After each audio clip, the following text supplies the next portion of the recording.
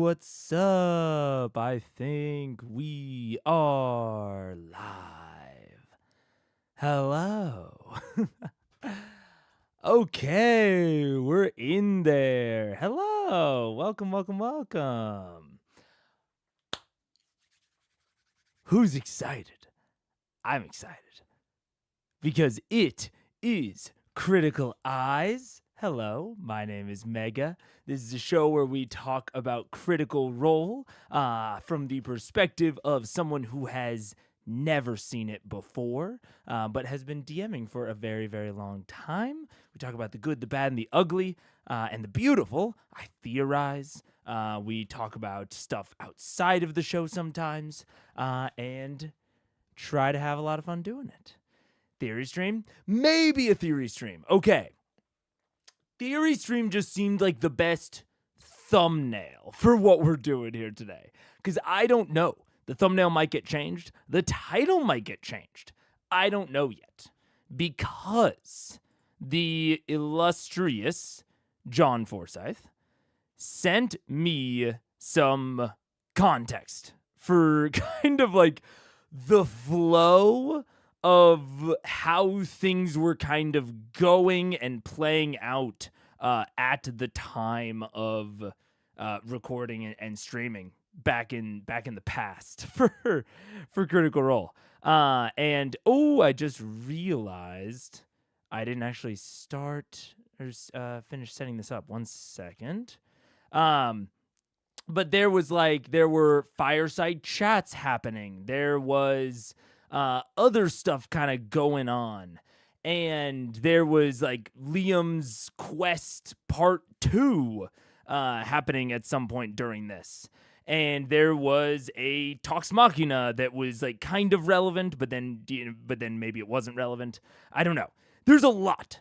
And I didn't finish the last episode. We stopped basically right at the end of Jugs and Rods, and so I didn't get to finish that, so I don't really know how things will flow out. Also, episode 95 has a somewhat large first half, so I also wanted to leave a lot of room for possibly 95.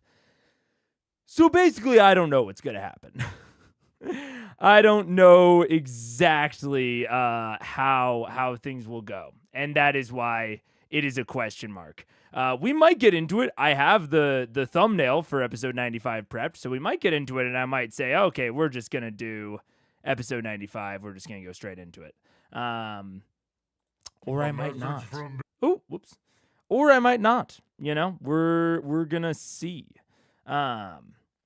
A very confusing part of Critical Role. It had so many pots in the fire.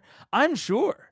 And I'm sure that, like, them getting towards the end of the campaign, like, you know, I don't know this, obviously, but I would hazard a guess that they're probably starting to think about and talk about campaign 2.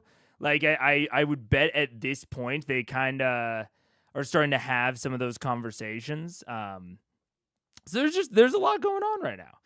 I think finishing Jugs and Rods will make it very clear if you want to do a theory stream or not. Yeah, I don't think I will actually end up doing a theory stream. It just was the best thumbnail I sort of had on hand. Because originally, honestly, I plan on going live today at like 1:30. I wanted this to be like the later stream for, you know, people getting off of work, or for the Americans, or for the Asian time zones. I was originally going to do this much later, and then I was looking at all of like John's like time codes and notes, and I was like, ooh, I might end up wanting much more time. It was the most non-committal. Yeah, it's the most non-committal, like, title and thumbnail and that sort of thing. Yeah, non-committal's a good way to put it. Because I also don't know. I might end up watching a lot more stuff from, like, the Fireside Q&A. We'll kind of see. But we're going to start out with, I have like a slight idea of a takeaway, but I do want to finish the episode before I give like the full takeaway, just to see if the end of the episode has any sort of relevance on, what my takeaway ends up being. So I think we're going to very quickly, lightning fast by our standards, jump back in, I should say, to episode 94. And finish it up as a reminder, for anyone who has forgotten, this episode was them doing, because we're not going to Matt recap, and this isn't just a natural, part 2. This was the second half, at least, was the Gray Hunt. It was kind of a bit of a button onto Vexalia's kind of personal quest lines, although it left off with kind of a big question mark. The thing that she was sent to hunt seems quite seemed like quasi sapient, at least sentient, I would say. And there was not a I wouldn't say there was an exclamation point on the end of that hunt. There was a bit more of like a ... spiritually, I would say.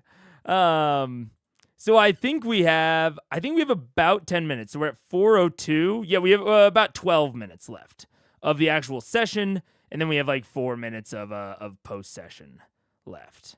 Also, hello everybody. Hello. So yeah, we're gonna get pretty much straight into it, and then we'll talk about the episode further from there. Maybe the quickest start to an episode in since maybe the first. Although I think I rambled about what the series would be in episode 1, so I don't even think we got into it that quickly in there.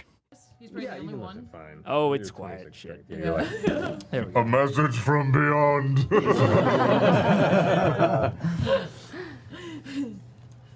Let's see. As you're kind of walking downstairs, Cassandra, who's awake and kind of in her nightwear, groggily steps down the street and sees down the stairs and sees you. Oh, how's it gone? It went great. No problems at all. Totally took care of the problem. Also, I will note.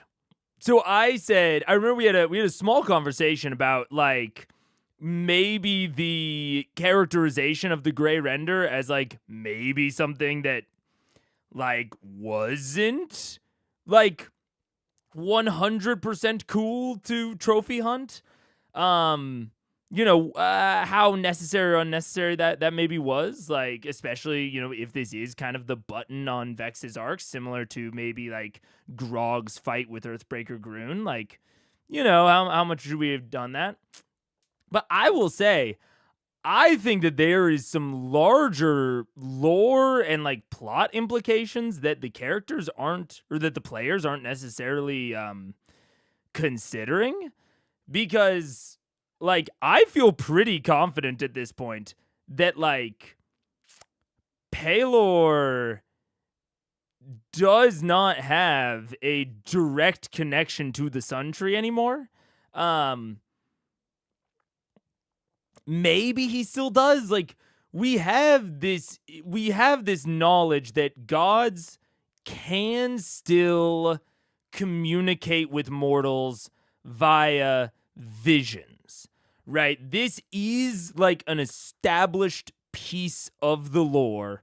Bahamut gave Kima a vision about Kavarn. We get Raven Queen visions to Vaxildon. But I will say something that I was kind of thinking about this off and on between the last watch and now.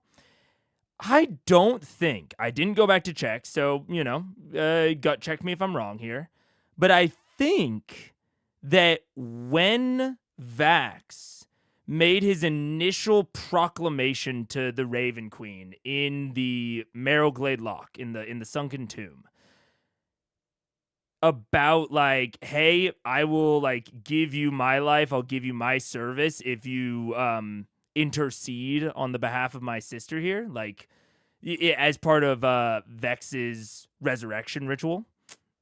And that is what ultimately ended up, seemingly like kind of pacting him to the Raven Queen. To my memory, I do not recall Vax getting a vision there. I remember him proclaiming this and there being some sort of sign that something happened. And then he got a vision later,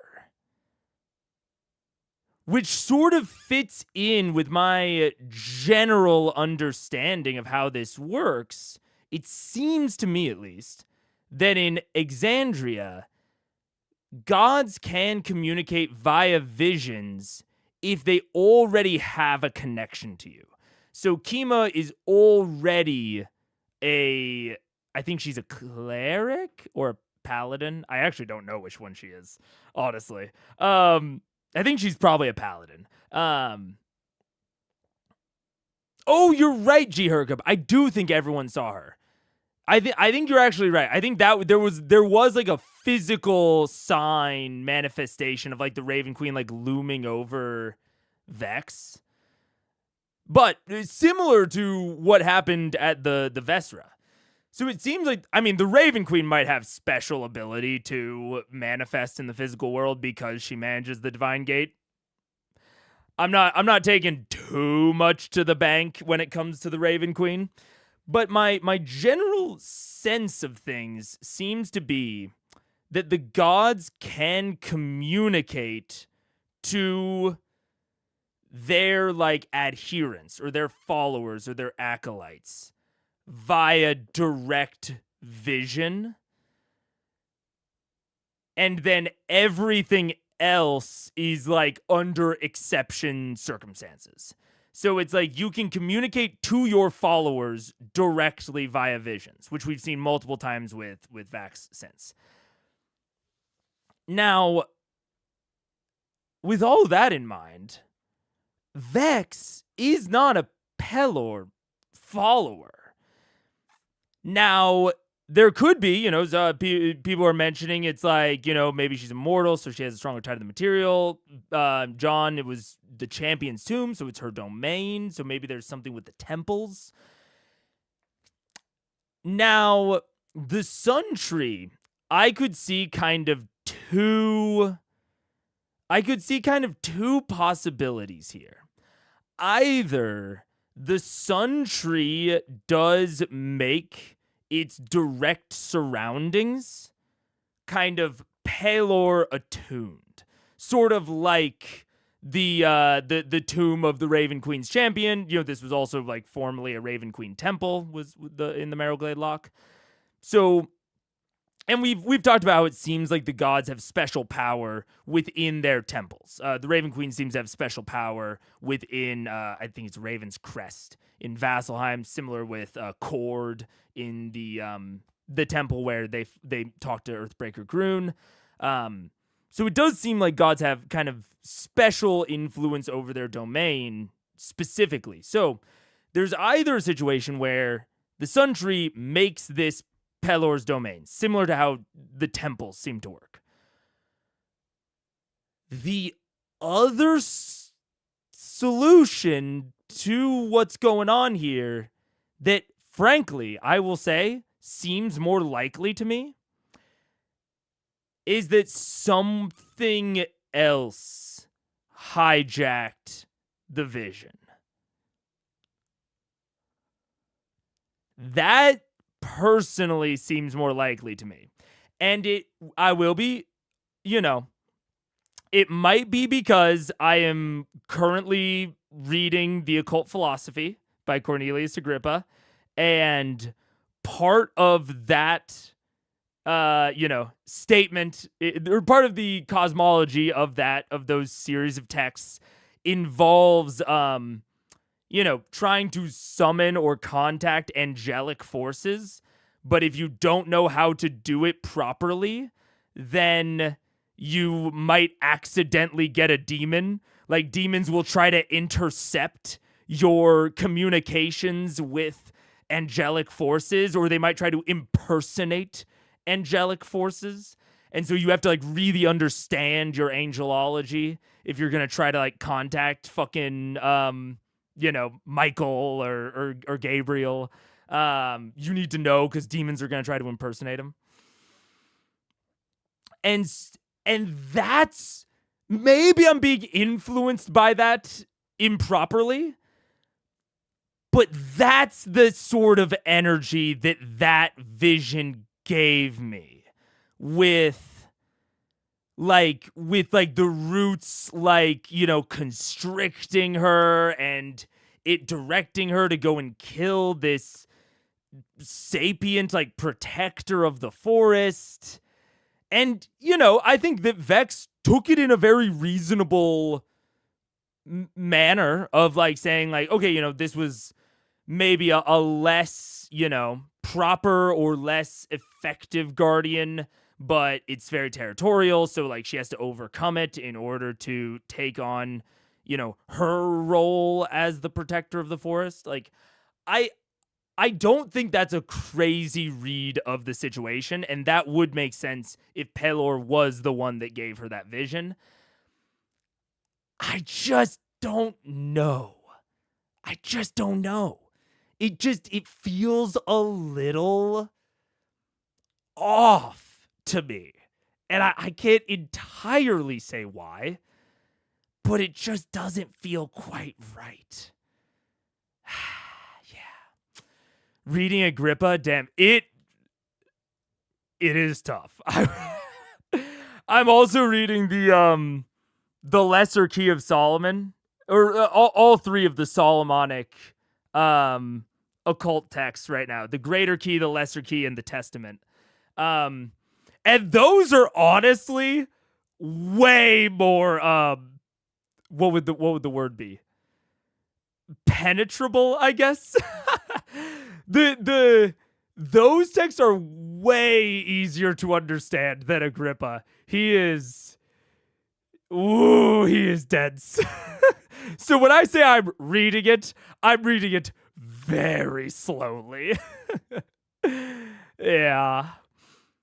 I love that plot in media, some foreign entity interceding the communication. Yeah, and it's very, I think it's very intuitive to us as humans, the idea of, sending a message to someone, but it gets intercepted. Just watch any fucking NordVPN ad, and you will see that trope is still fucking alive and well within the modern landscape. Wait, why is... What the hell? What's wrong with my transform on that? I guess just reset transform? Oh, God, now it's too big. Wait, let's shrink you down. And let's shrink you down a bit more. There we go. I think that's better. So I don't know. Vex came to a place tied to Pelor to receive a revelation from him. Doesn't that make her a follower? How often do you go to church to count? How often do you have to go to church to count as one? I think the what Vex is currently engaged in feels more like if you got hired to be the gardener for a church campus.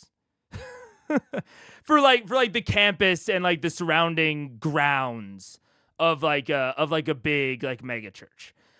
I think there's a decent chance that you might believe and that you might be a follower and adherent to that, but I don't think it is a necessity, or that it would inherently make you one, even if you were interacting with the priests in that way. So I don't know. It just, and I will say, that's why I put out these two possibilities, because I can see either. just something doesn't, it just feels, the whole thing feels a little off to me. And if the gray render had been more just bestial, if it had just been more of a like straight up no frills hunt, I probably wouldn't be questioning it as much. I probably wouldn't. But because the gray render was kind of a weird thing to hunt, like the hunt itself was kind of odd, that is what is making me question this a little bit more. I need to polish up on my Nokian. yeah, just some light reading. May's on the path of the modern Prometheus. Hey, man. Look, the more I have deconstructed my faith, the more I have deepened my interest in these ancient stories and belief systems. I've always had a deep interest in these things, and I kind of thought that around the time I stopped believing in the literal divinity of Christ, I thought that my interest in these sorts of things would wane, like it would lessen. But only the opposite has happened. I've actually gotten substantially more interested. I think I've read just as much, if not maybe more, Bible than I did when I was like a very devoutly practicing Catholic. Just because I've gotten substantially more interested in them as just incredibly important stories to the history of humanity. So I don't know. It's a little weird. Who would be giving Vex the vision then if it isn't Pelor? I think it's an Archfey. Could even be fucking Artagan. That'd be wacky if it was Artagan. But I could kind of see it. I'm not gonna lie. I could kind of see Artagan giving that sort of vision. Because it doesn't seem like... it also doesn't seem like a super duper evil thing. It just seems not what I would expect if it was actually Pelor. That's all. It's really that simple. It doesn't seem like... I'm not even tempted to say that it's like... Because I think there's a tempting like second leap I could make that it's being influenced by the Shadowfell and maybe Vecna and the orb underneath Whitestone. I think that's a logical leap to make. But I'm actually not even that tempted to make that leap because I would honestly expect that. I would expect the task to be more evil. I would expect her to be more evil than, or not her to be more evil, but the task to be more evil if it was from the Shadowfell. That's why I kind of think it's from the Feywild. Which that's a substantial part of this is like all of the Feywild imagery and force and such. I that is another substantial thing leading me kind of down this route. So I don't know. Maybe Pelor thinks she's powerful enough to try to convince her to join him by giving her visions. It could be. And that's why I'm holding my hands up. I'm not really that strongly convinced that it's not Pelor. It's just something feels a little off if it is. I don't know. To be perfectly honest, Keyleth, even Pelor's grace left this place hundreds of years ago. His presence is here in bits and pieces, but when I was first taking seed, the gods were much more present, much easier to read. Kind of lonely nowadays. Yeah, I don't know. I don't think that in CR, paladins and clerics are special people who can receive texts from gods. I think anyone can receive a revelation if they are determined enough. I mean, that is certainly possible.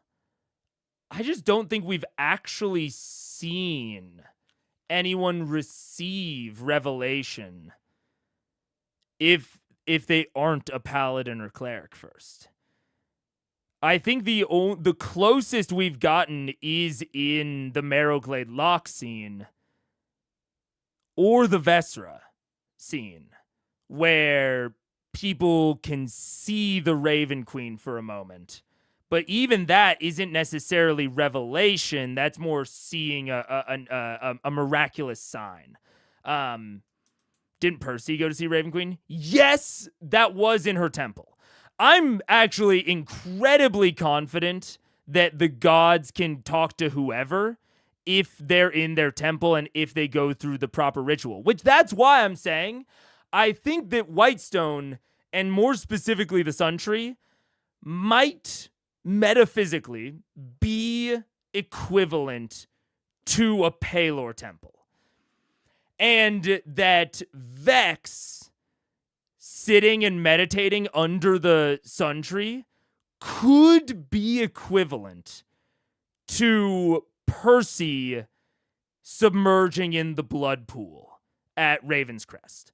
Those could be, in terms of like the metaphysics of what's going on here, those could be equivalent actions where like Percy submerges himself in the blood pool at Raven's Crest, and therefore he can talk to the Raven Queen.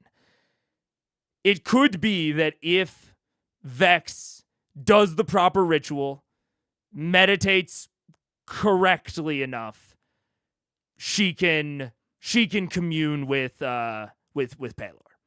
I could see those being equivalent. And so that's why I'm saying, like, I could just see this just being Pelor and just being a little odd. But, like, honestly, I'll be real with you, I don't really know that much about Pelor. I know he's Dawn Daddy, and I know it's like light and righteousness and all that fun jazz. But like, I don't really know a lot of his, like, I don't know if he's like, I kind of assume he's good, but I don't know if he's like, you know, more chaotic good or more lawful, and I especially don't know how Matt is interpreting all of that. So it's like, I don't know the base lore, and I don't know how Matt is like then taking that base lore and interpreting it within Exandria. So it's like, if I knew more about Pelor, maybe this quest would make perfect sense to me. Maybe the Grey Render is such that, like, maybe Pelor just like really doesn't fuck with abominations, and maybe the Grey Render is an abomination, even if it's somewhat sapient. And so he's just like, yeah, I don't care. Or maybe it's not even that he, you know, really fucking doesn't fuck with the Grey Render. Maybe he just doesn't care. And like the Grey Render was just kind of filling a spot while there was no human to do it. And now that there is a human to do it, Pelor is like, oh yeah. Like, you know, get rid of the previous guy. I don't know. It could be. She was at Pelor's tree though. She was. It's just that the Sun Tree has this quote that I have taken to heart in a lot of my theorizing about Pelor's Grace having left. But the Sun Tree doesn't seem like exactly the most reliable source of information. So, we got to take its words with a grain of salt. Yeah. But can talk to whoever calls out hard enough. Vax wasn't a paladin when he made his offer to the Raven Queen. That is true. I think I fully agree with you there. I think any mortal can make a plea to the gods. I think it's similar to like prayer. You know, anyone can pray to God. They might just not receive revelation in return. My current theory is that paladins and clerics can receive revelation anywhere. Anyone can receive revelation if they follow the proper procedures at the proper locations. And anyone can call out to the gods at any time. The gods just can't necessarily respond with direct revelation. That is my understanding. Or that's my current thought process, at least. Yeah. What does it mean to be a cleric? Sounds like a blurry line. Oh, it's certainly a blurry line. I will not argue there.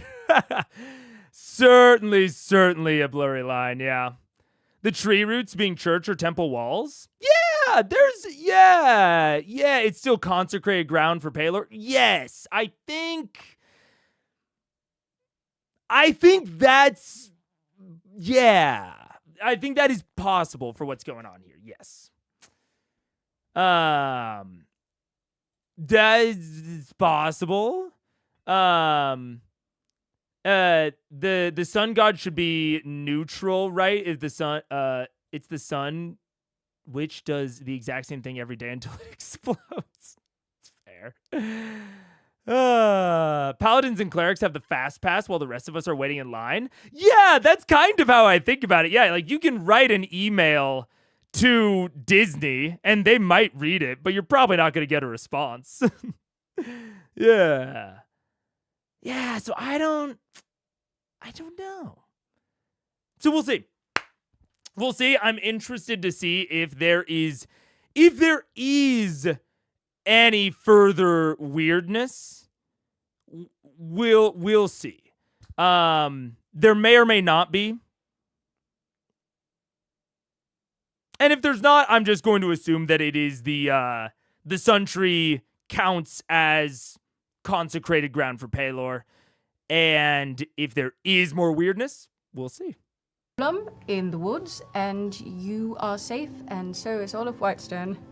So it's a success. Yes, great, grand success by a mile.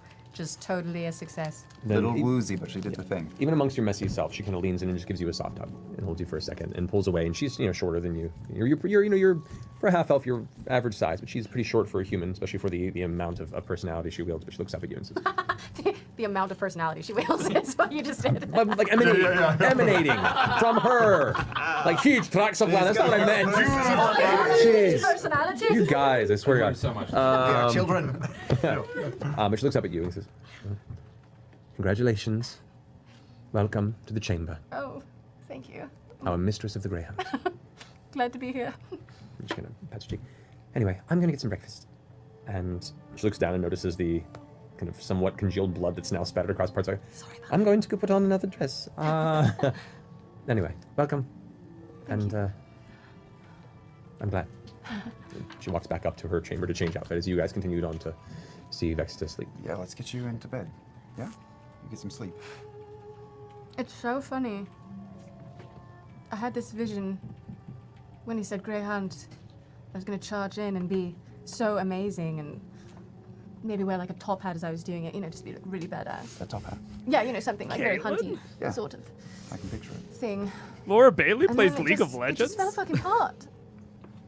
I killed it, don't worry. But then as I was doing it, I was like, maybe I shouldn't be killing it. Like, I don't know what I'm supposed to do. And then I tried to talk to it and it just didn't sound like it was listening to me. And then it like went away and it might have been like going away because I asked it to go away. I'm opening the door to her room. I'm leading her in. I mean, how many more times am I going to have to fucking do that? Hopefully not a lot, right? Maybe not ever again, if that's what it sounded like. Right. Could be years. Could be years. I mean, I like the way that Laura Bailey's playing this as well, I will also note. But this, I'm very interested to see where this goes because this is like, yeah. Laura could go a lot of different ways with this, and I think it'll depend on if there's anything else that happens with it, because we are relatively close to the end of the campaign. But this could even be like, if this was earlier in the campaign, this could be even an interesting start to an arc about the acceptance of responsibilities and the questioning of the morality of responsibilities. Because, like, this started with me, I think, rightfully complimenting Taliesin / Percy on giving Vex access, or I guess the opportunity to earn a title. Because she wants a title, and she wants this sort of elevated status, and she wants to belong as well. And these are two kind of separate and distinct things, of like the elevated status and the belonging. They are tied to each other within her because of Sildor and how she grew up. But they are kind of separate and distinct features. And I think that Taliesin / Percy had a really good read with doing with offering her an opportunity, essentially like an audition, to be the Mistress of the Grey Hunt, so that it feels like she earned the title and the elevated status. She wasn't just handed it. And it is this sort of singularly detached organization that she can sort of mold in an image of what she imagines ideal belonging to be, right? So this is how it all starts. It seems like a very, very like hoorah thumbs up. And like possibly even just like a nice climax and resolution to kind of her arc. But it is now starting this almost just kind of new and secondary arc of, once you get everything you ever wanted, is it what you always thought it would be? And especially if it is, if it does get you the things that you always wanted, like if you get belonging, and belonging is great, and that it does end up being what you want, and nobility is great, and it ends up being what you want, right? Like, because a lot of times in the sort of story of like you get what you want, but it's not what you thought it would be, I think that's the more normal, or I don't want to say normal, the more typical sort of telling of this sort of story, is that you get what you want, but then it's not at all what you thought. That is not actually what's going on here. It's not the nobility that is bugging her. It's not the potential for belonging and molding this organization in her own image. That's not bothering her at all. She's actually getting exactly what she wanted. But there is this new, separate sort of conjecture of like, okay, I got what I wanted, but like, are the things that I'm needing to do to earn it worth getting what I wanted? Like, now it's sort of morphing, or kind of starting into this like almost ends justifying the means type scenario, where now she's kind of uncomfortable with the things that she has to do to earn what she wants. And now it's coming into a question of almost like, is there any way to attain power in a totally moral way? Is there any way to obtain vast amounts of wealth without exploiting those underneath you? Is there any way to run a protection racket around this city from the supernatural threats without running into threats that maybe it's questionable if they should actually be hunted? Are the things you have to do worth the things that you get from it? Which is, again, kind of a whole separate question. And it is connected enough, especially within the context of Vexalia, that I think it can work as like a button to her character throughout the campaign. Like, I think this can work as a resolution, 100%. But this is also interesting because this could also just be the beginning of an arc if you wanted it to be. If this came earlier in the campaign, this has a lot of meat on the bones. Especially if you're running the sort of campaign where maybe you start at like level 3 or 5 and they're already like prominent members within Whitestone, and you're running like a Whitestone focused campaign where they just do stuff around Whitestone and they kind of, run out from Whitestone. Like, you have like more of like Whitestone as your hub much, much, much earlier in the campaign, and you just kind of range out from there. And you never really like travel much. In that sort of campaign, this as a start, as like a kickoff to Vex's arc, I think could be super interesting. And be very easy to work into party plots as well. So I'm really, really into how Laura Bailey is playing this. And I honestly think if I'm Matt at this table right now, I'm probably having a conversation, if I haven't already, with Laura about exactly how deep into this she wants to go. Because we're really approaching the end of the campaign, right? Like, even within the fiction, things are building. People are starting to retire, but we have fucking Vax's looming dread of whatever the Raven Queen has planned for him hanging over the entire party, right? So even within the fiction, things are approaching a climax.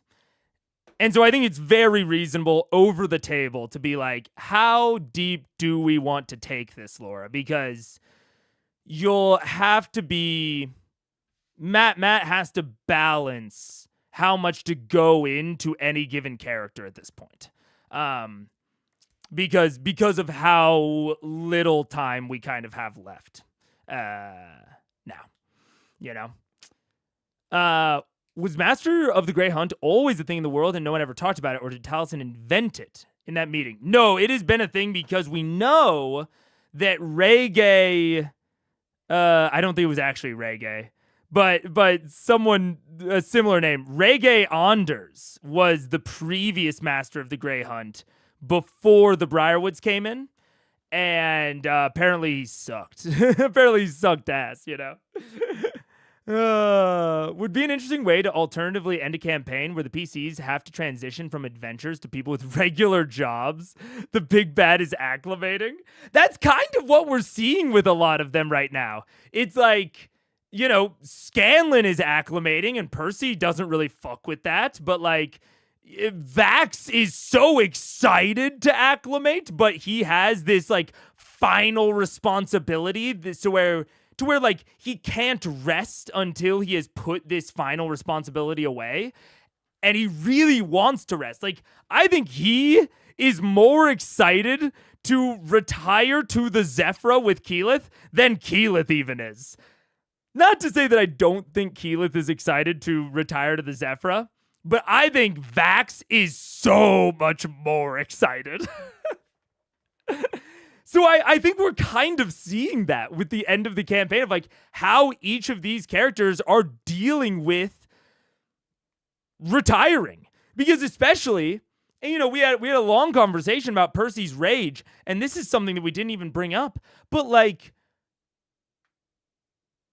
Percy seemingly kind of wanted to pass on.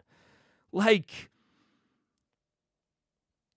I'm sure it was, obviously he was conflicted, but there was a substantial part of him that did not want to come back. And what must that do to you if they resurrect you for like 2 or 3 more adventures, a few weeks? They delay your eternal rest for 2 or 3 more weeks and then a boring, stressful retirement? That's not quite fucking fair. That's kind of shitty. And they resurrect Scanlan, and he just rejects the whole thing. He doesn't even need to put himself into danger. What a fucking asshole. So I do think we are legitimately seeing all of them struggle with, or not even necessarily struggle, but reckon with retiring from adventuring. Yeah. Yeah, man. It's crazy. Keyleth is just going from one job to another. Vax is actually getting the better retirement. I mean, that's fair. Oh, man. But anyways, I'm very, very, very interested to see where Vex goes from here. Yeah. Come on, let's get you undone. I start undoing the braid. You start doing her braid, helping her. As you do, she's like falling asleep while standing. Like the fentress just drops to the ground. Clack, clack, clack, clack. Oh, just So nice. set it. Yeah. Come on, Okay. in bed. Don't fall asleep yet, though. I'm listening. Are you? Yes. You You look like feel- Mother right now. You do. Keep going. I will also say, this is short. I really want to see Vax, or sorry, not Vax. I really want to see Liam play a higher charisma character who is less of an edgy loner. And honestly, I think as the campaign has gone on, we have seen Liam O'Brien reckon, and I think satisfyingly resolve this sort of internal conflict within Vex, or within Vax. She's Vex, I'm Vax. Within Vax of Vax is this character that deeply desires like closeness and like emotional intimacy, but is also incredibly avoidant and hidden, right? And walled. So it's like he desperately desires to know people at a deeper level while being entirely reticent to open up that deeper level within his own soul. And I actually think we've seen Liam pretty satisfyingly reckon with that. But for how much Liam like wants to engage people on like a deeper level, it seems like that is like one of the things that Liam really likes doing in TTRPGs, like, and in these sorts of scenarios, is he likes engaging people on these deeper levels of their character, and it just doesn't totally fit for Vax. Like, I think he has made it fit as well as is possible. And, my prediction for his C2 character does not totally open him up to that sort of thing. My prediction is that he would be playing, a high intelligence, which, maybe he'll be playing, high in mental stats and not as much in the physical ones. So maybe he will have a highish charisma. But I don't know. We'll see. My idea of what his campaign 2 character will be does not really line up with what I'm saying right now, but it would be cool to see him play that sort of character. And honestly, you know what? Now that I'm fucking saying it,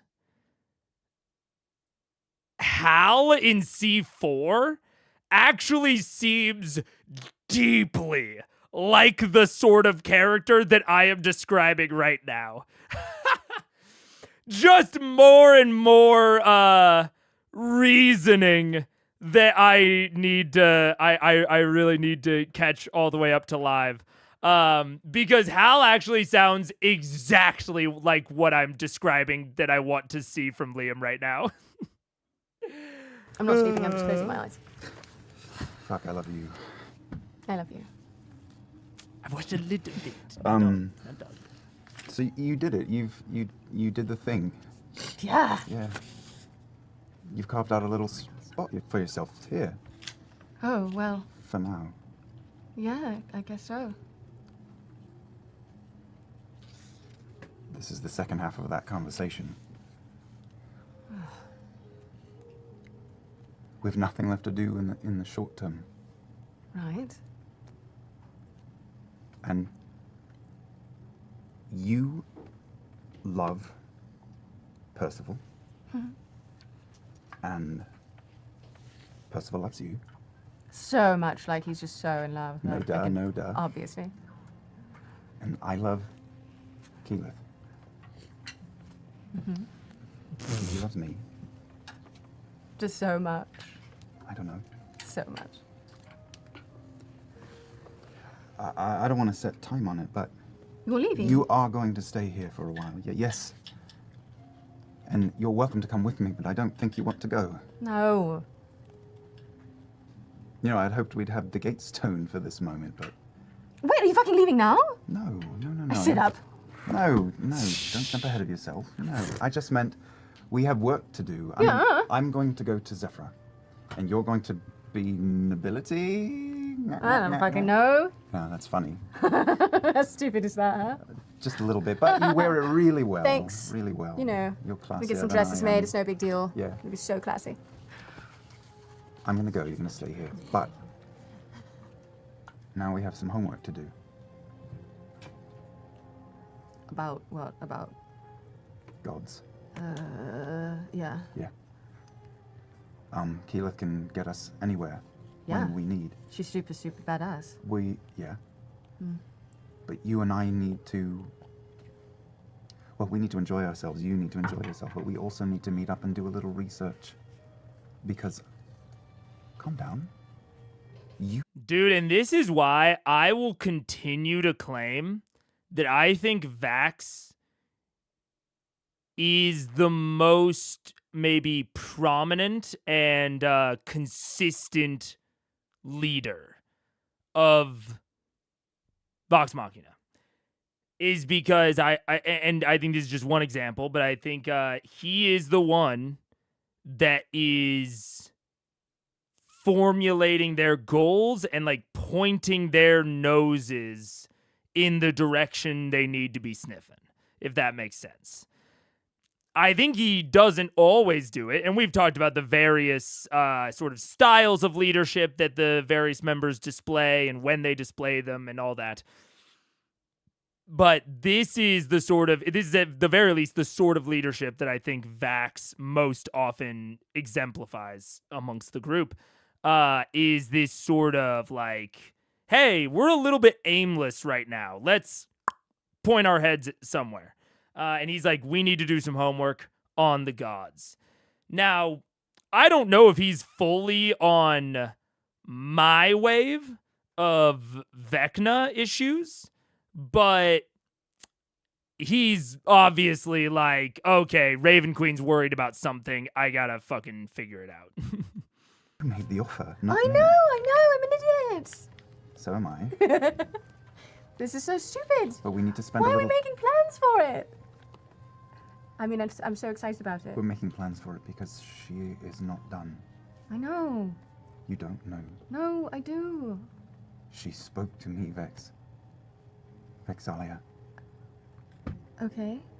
And we're all of them are tied up in this, and we need to have some idea of what we're doing, because whatever just happened is just a test run in her eyes.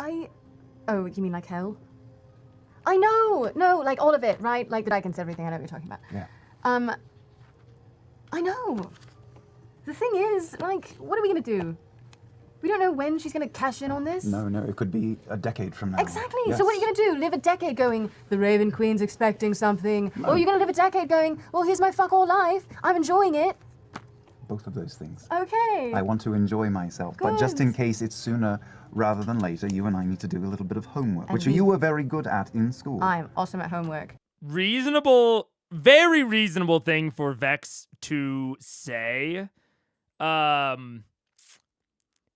There's an interesting, kind of concept here of like the meta knowledge of like, well, it's a D&D campaign, so like something's going to happen in between. But to their credit, they don't know if there's going to be a time skip. They have, as a group, already done a substantial time skip before. Could happen again. And killing giant gray things. I can't remember its name anymore. Renders. I'm going to Zephyr. When?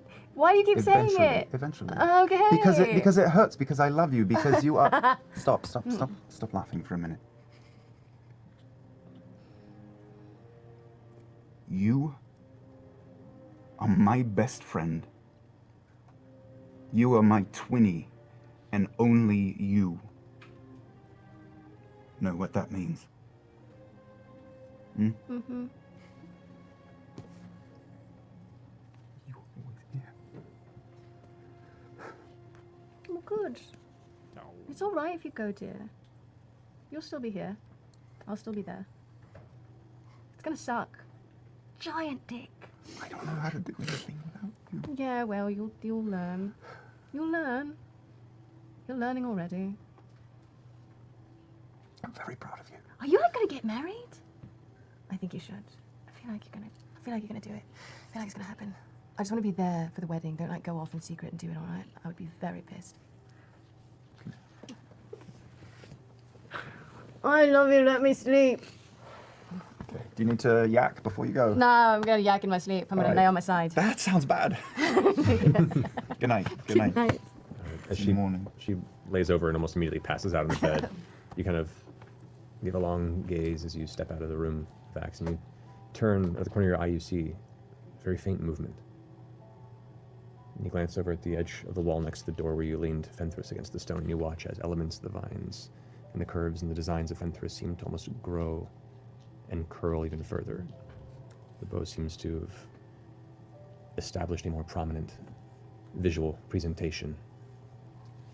You're going to have a very good morning. Good night. So, as Vox Machina completes the final legs of their recent journeys, they come for the first time in a long time to a period of local and nationwide peace, with much to pick up, much to clean, much to rebuild, and much to discover for themselves, the relationships, and what it means to each individual. You guys have a few weeks to contemplate what it is you do together and individually over the next year. When you return in about 2 weeks to Critical Role proper, it's going to be a little over a year later from this moment. Holy shit! Really? Yeah, we're going to be returning to you guys. We'll talk about this and we'll get an idea of what you guys want to do. However, next week we're still having an episode, but we have the pleasure of Liam O'Brien here running the next one shot following his last one at Warner Brothers, in which both me and Marisha will actually be able to play in. So that's gonna. Okay. All right. Yep, that is the thing then. There's going to be a 1-year time skip. Megan watched ahead. Did Megan not read next episode title? No! I try to avoid them. What is it? Oh!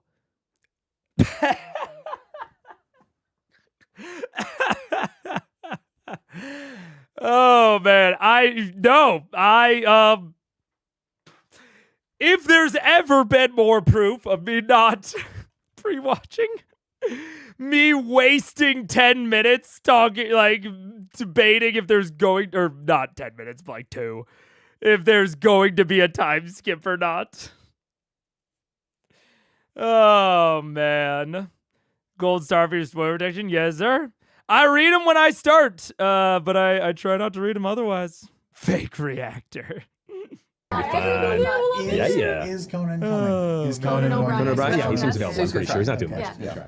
We'll get him and Colbert to guest. 1601. But yeah, so we have. Welcome back, Ashley. Now you have to wait a year to play again. 1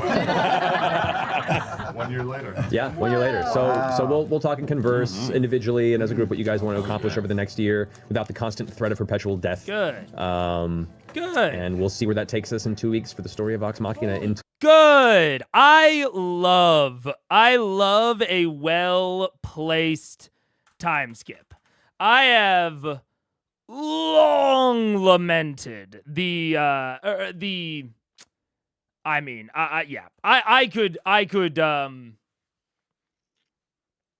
could go on about time management and downtime and all that shit in D&D 5e. And the long and short of it is that it is on the DM to like reasonably manage time. And I love that Matt seems willing to use time skips at reasonable points in the story. That is very good. It's something I need to get better at personally. It's something I've known I need to get better at for a while.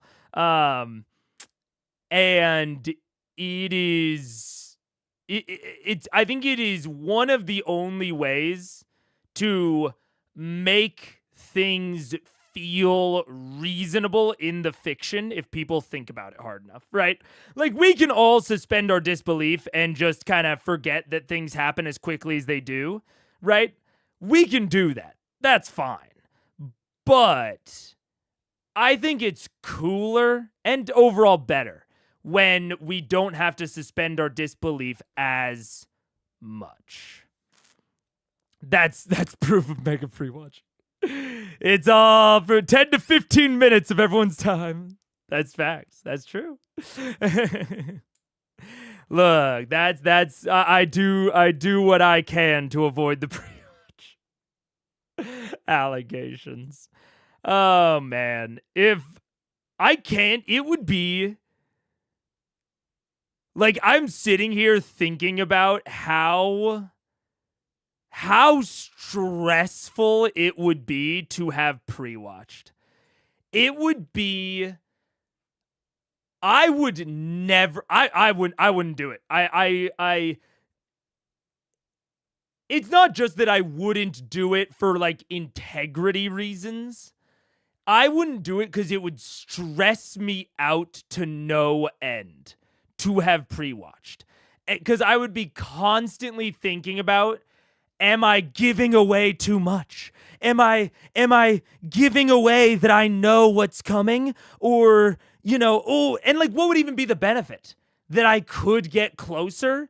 So then I need to I want to like guess what is actually, that what I know is going to happen will happen, but I can't guess it too on the nose because then people will know. It's too much. It's too much. It'd be so much harder to have pre-watched. So I am, not for me. Not for me. Oh, man. What's the temperature on Starting 95?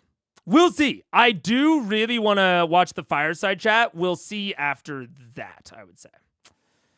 Will you be playing Dispatch on stream, perhaps? Probably not.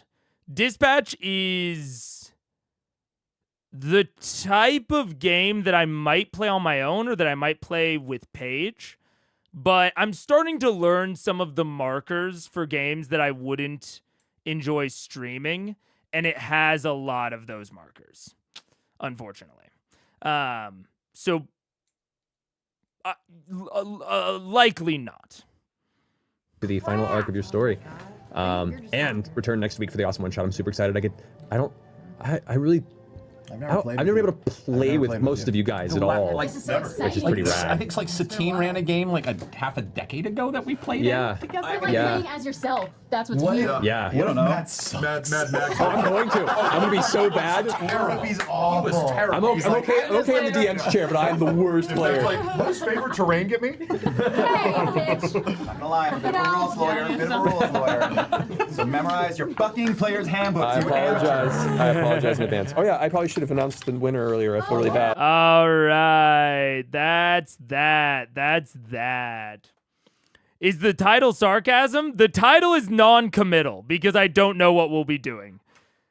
The title is non-committal. Let's see. Okay. So the thing that I want to watch now, we're not doing Liam's Quest. Maybe we will, maybe we won't long term. I should probably put out my first video on that. If I was going to.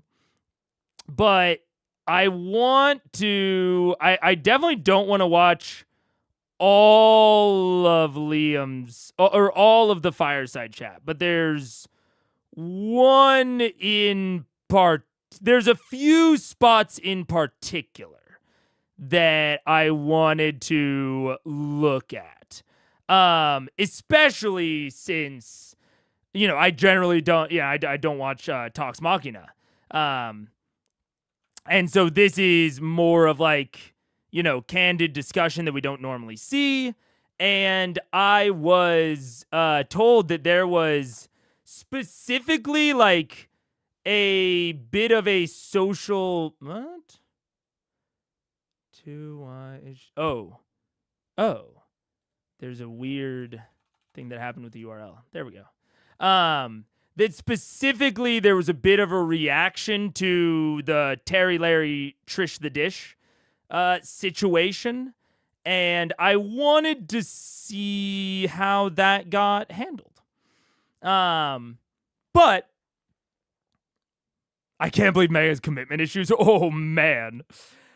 I have committed to a single thing in my entire life, and that is Paige. And that was hard. I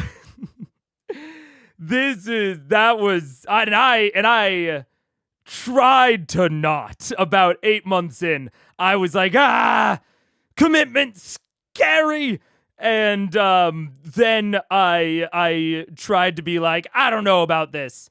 And then I went and cried myself to sleep for like 2 nights in a row and was like, can we get back together? I know that I just broke it off, but I don't like this. That was fun. How old was I at that point? 19, 20? Somewhere around there. That was, yeah. I have big time commitment issues. So strap in for that in the long term. Wow, you're lucky. I'm immensely lucky. I'm immensely lucky that Paige is a better person than me. and I will say that every day of the week. Yeah. It was literally, I remember telling my best friend at the time, a very good mutual friend of me and Paige's, like, that I was like planning on like breaking up, and he was like, "Why? Like, you guys seem what's going on? You haven't talked to me about like anything bad that's happening." And I was like, "I don't know. It's just like we don't really have the same interests." And I remember my friend just listing off a list of common interests that we had. And I was like, well, like, yeah, I know that we're both into board games. We don't like play board games a lot. And he was like, do you ever like try to? And I was like, well, not a lot, but like he just like very broke down how stupid I was being, and I was just, I don't know, not in a place to hear it, I guess. But yeah, that was one of the dumbest things I've ever done. Oh man, good friend. Oh my god, great friend. Great friend. He also, I mean, funny enough, that friend also that friend looked out for Paige at every turn, because he was also like, the night that me and Paige got together, it was like not super clear that I was like really ready to settle down for a relationship. And he was really like, hey man, like, if you hook up with Paige, like, you need to be serious because this is, like, really tied into the friend group. And, like, this is gonna have a lot of consequences. And, like, he really, like sat me down and, like, looked me in the eye and be like, you need to be really fucking sure about this. No, that friend's, he's very, very good friend. Oh, man. Will you watch Money Heist at one point? The initial Liam O'Brien one-shot? Did and recorded an entire reaction to it and edited it and just haven't released it. And I bet I need to. This friend sounds like a giga bro. He's awesome. He's the best. He's great. He's really incredible at, like, seeing situations very practically. It's, like, one of his greatest skills, I think. Or greatest, like, virtues, where he can, and he didn't even tell me, like, hey, don't do this. He wasn't, like, you know, trying to, like, prescribe behavior to me, but he was like, look, these are all of the negative things that might happen if this, like, goes poorly. Are you sure? And then when I said I was, he gave me the thumbs up and sent me on my way. So no, he's very, very, very cool. Where did you get the list? I'm finishing up C2 and I think I missed some semi-important spin-offs. I got the list from my very, very active and amazing moderator, John. I'm sure that if you go into the Discord and ask in the spoilers chat, some people might be able to give you some information. This community has a lot of good information. But that is where I got it. I did not get it from, like, an online source or anything. This is all just my lovely community, which is great. I love. Yeah. Oh, man. Mega shotgun wedding, but he's giving the guests shotguns to stay locked in. Yeah. Anyways. All right. Matt says hello and explains what's going on. The timestamps are all C1, CR, and D&D focused questions I could see from a commentator who wrote down all the timestamps. Thank you.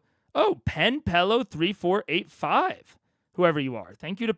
Well, okay. For this one, we have Penpello to thank. A pre-stream C1 question, a good DM question, NPC character creation, magical item prices, surprised by Vox Machina, Blood Hunter question. I think I honestly... Oh. Well, I might skip to that one. A C1 time skip question? Oh, but that's pretty long. Ooh, man. An emotional aside when addressing view backlash on Terry in episode 94, were you as surprised as I was finding out there was even any backlash to begin with? This is one of the things that I really wanted to check out. So I'll probably watch the introduction. I'll probably skip straight to this one, and then we'll kind of check in and I'll see what's up. But before we start, only, an hour, 13 minutes in, I'm going to give my takeaway for episode 94. Episode 94, I think some amazing roleplay. But I think there's kind of a mini thing there of some of my favorite, and we talked about this during the episode, favorite drunk acting and improvisation I have seen from the Critical Role cast, and almost period. I was incredibly engaged, and I was much more impressed with the role play, and especially the drunk tavern role play in this episode compared to any other. A more or not explicit, but a more I guess concrete takeaway though was the Gray Hunt. I thought the Grey Hunt was an amazing example of two separate things. Number one, how to set up a really good framework for an exploration sequence and how to run that exploration sequence. And honestly, as we've been talking more and more, I have become I've started honing in on some of the things that I like really think are really important towards exploration sequences. And we've talked off and on about sensory data, things that the characters hear, things that the characters see, touch, smell, what's the fourth? Taste. I think all five of the senses are immensely important towards setting the stage and making the characters really feel the environment. And exploration at its core is about players navigating the environment, right? And so I think that when we talk about an exploration encounter or an exploration sequence, I think it is incredibly important to really focus in on that sensory data and multiple layers of sensory data. So not just what they see, but what they hear, what they feel in the air, what they might taste, and having multiple gradients to those. So sometimes we talk about degrees of success. And that's a very, very common, technically it's a variant rule for 5e, is this idea of degrees of success. So you can have a single check, have multiple DCs, and depending on which DC they get, or they hit on the roll, they get a varying level of success or failure. I think this concept is arguably important in both social and exploration, but especially important with exploration, and especially the thing that I really took away from last episode that we talked about a lot is varying amounts of depth to the sensory data and the sensory description, right? So having a visual description, that's maybe predicated on like a perception check, but having multiple layers to that. And you can think about these sensory datas or these sensory things with, like, I'd say, how do I say it? I think you can think about them sort of in differing types. So here, let me kind of draw a diagram, almost. Where do I have room to draw? Up here. I should wipe this out at some point. But say we have vision, right? So we have visual cues, like you see a set of tracks, right, in the mud. So we might have someone ask, can I search, or do I see anything, right? So that's vision oriented. So we would say maybe perception, and we might have multiple DCs. So we might say DC 10, and we might say on a DC 10, you see some tracks. So this is not telling us anything about the tracks. Maybe the tracks are so muddled within the mud that you can't tell you can't discern any real details about them. You can just tell that something walked there. So we can kind of tag this as exists. This visual sensory piece of information exists at all. And then we could have another layer of DC 15. And we could say that there's 2 tracks and then a break. There's nothing. And then there's 2 more tracks. And they continue in this pattern, implying maybe bipedalism. So it's like 1, 2, and then there's a little break between the next ones. Or maybe they're just very consistent and they don't overlap at all. Right? Any of these sorts of, we can call them patterns. So during the last stream, I even used the example of like a heat rune, right? So the fact that there is heat coming off the wall, right? That's, we can have another thing down here. And maybe this is perception. Maybe this is investigation. Maybe this is insight, right? The check doesn't really matter for the overall thing. So we can also do a feeling, right? So feeling the heat. So on and then we can kind of do. So on a DC 10, we might say that that there just is heat coming off the wall. Again, this is sort of the pattern of existence. And then we could say there are hot and cold spots. Spots. Again, and I'm not saying that you should always do it in this exact order. You shouldn't always go like existence and then pattern or whatever. But you could say there's hot and cold spots. That's another pattern. Right? So we don't know exactly what's going on here, but there is some sort of pattern or meaning to how the tracks are distributed or how the heat is distributed. Then we could go down to like maybe a DC 20. And we could say, we could highlight the number of toes. So we could say that it is a clawed, or that there are 3 toes. 3 toes. And we could call this like a almost like a characteristic. I don't know exactly what you would call this, like a characteristic. I wouldn't want to call it a detail. That's very vague.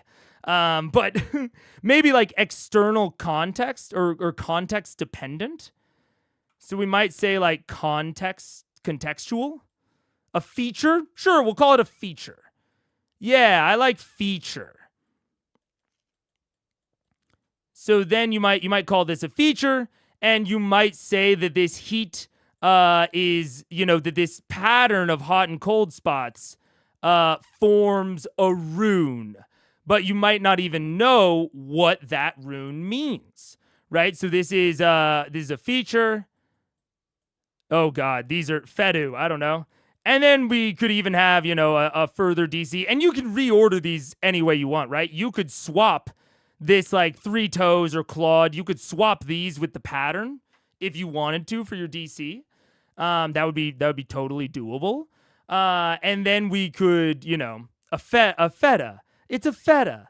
And we could also say like, we could also draw in another sense. So we could do a separate sense.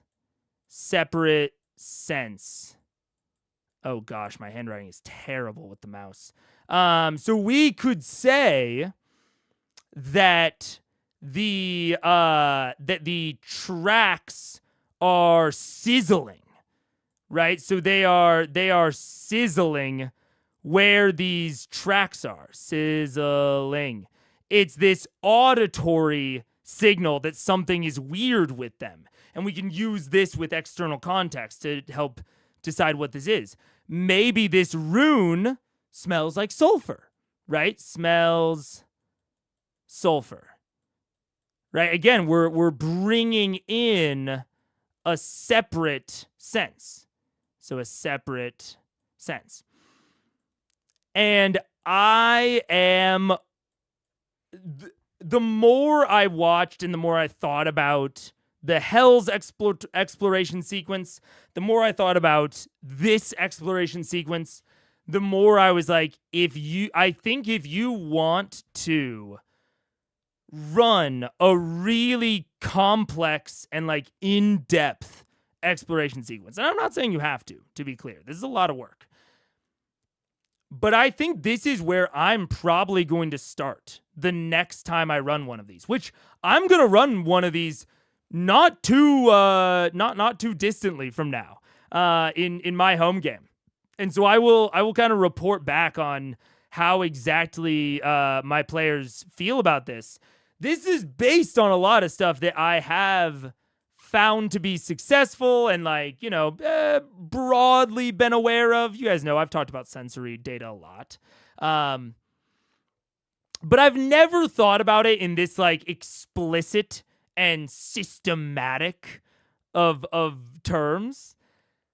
But after watching episode 94, I am becoming more and more convinced that this is a good standard template for how to run an exploration sequence. And before this, so this is during the actual running. So this is like in progress. In progress. And I do think that the prep should consist of two things. The prep should consist of either gaining or it should just consist of gaining knowledge in general, but maybe two broad types of knowledge. I think it should consist of gaining directions. And so these are your character's knowledge of how to navigate the space. It's a map. It is direct directions from an NPC or from a map that you can't maybe you're not allowed to take with you, but you can try to memorize, right? These are directions. And these are sensory facts. These are just sensory facts. So if you're trying to track something, these are sensory facts about the thing you're trying to track. It has fur. It has fur, right? Creature has fur. Or possibly, this forest that you're traversing through grows, it's very within it. It's very common for holly, the plant, to grow within a mile of a water source. So you can say, within 1 mile of water. Oh my gosh. Within 1 mile of water equals holly. Right? So these are just sensory facts about the environment that you will be traversing through, which, one of the things that I think makes this hard, and I've said from the beginning that this is not easy, but if you want to do this, I think it's a good way to do it, is to do this side of things, you have to have this stuff prepped ahead of time. You just have to.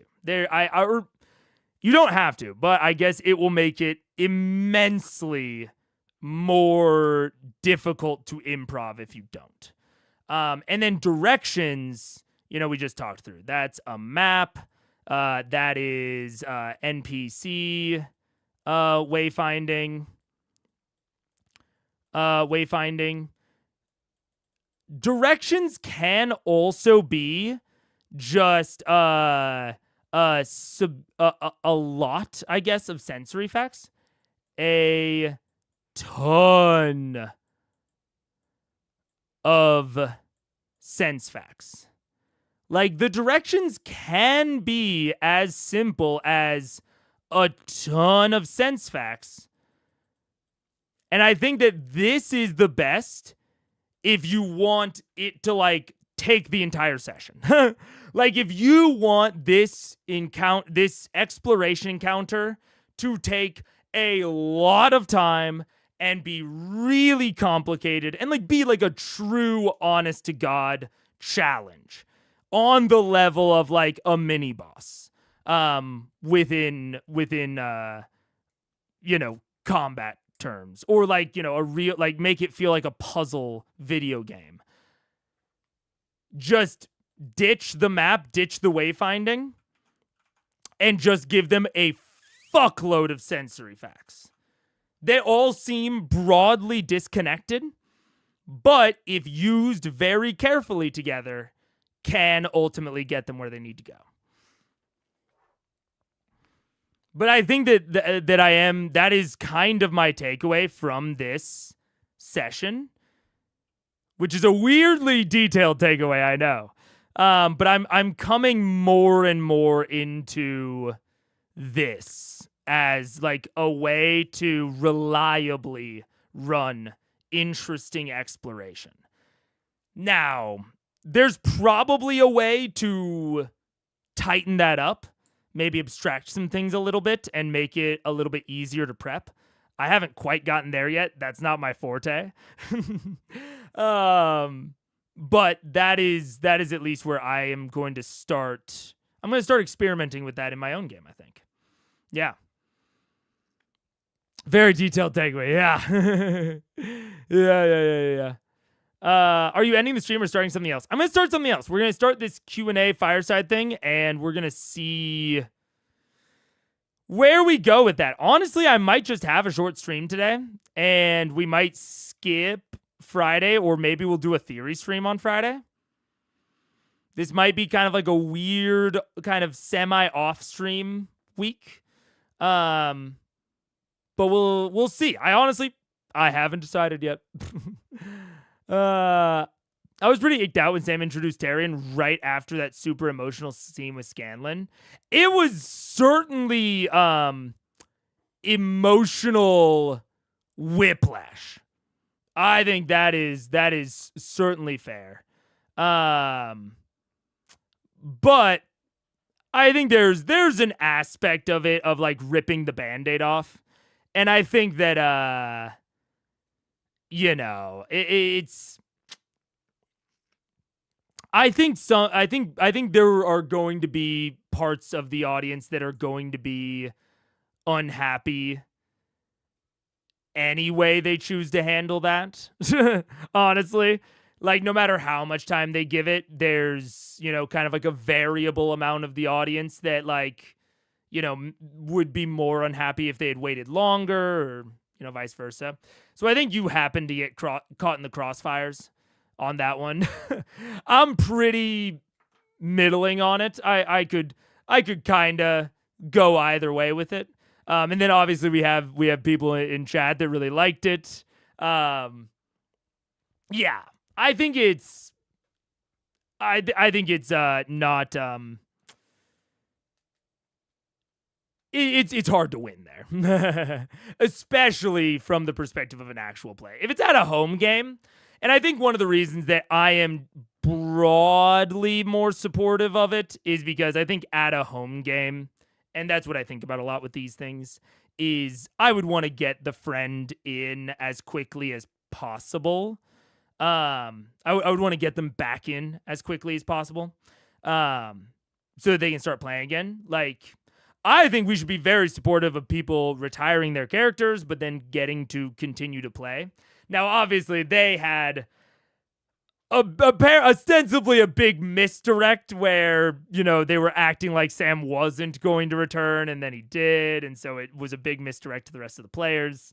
And I think that could be a reasonable source of ick. And I know, obviously, you're like, it icked me. I think ick is pretty low stakes. I don't think, this is like a super huge opinion. It gave the players an outlet. It did give the players an outlet. And I mean, we could debate if them having an outlet was good, and like in what ways was it good or not so good? Was it good from like a production standpoint? Was it good from like their fun and enjoyment standpoint? One could argue that maybe it would be a bit more dramatic and a bit more good for television if they kind of had to sit in their grief a little bit and process it. And that giving them an outlet might have actually stunted their processing of the event. Now, and then we could argue about if that's good or bad. I don't know. It's It's a very complicated set of circumstances, honestly. That is not. It's not very comparable to most other storytelling patterns in most other storytelling mediums. It's a very uniquely TTRPG situation in terms of both the good and the bad, right? And so I think I'm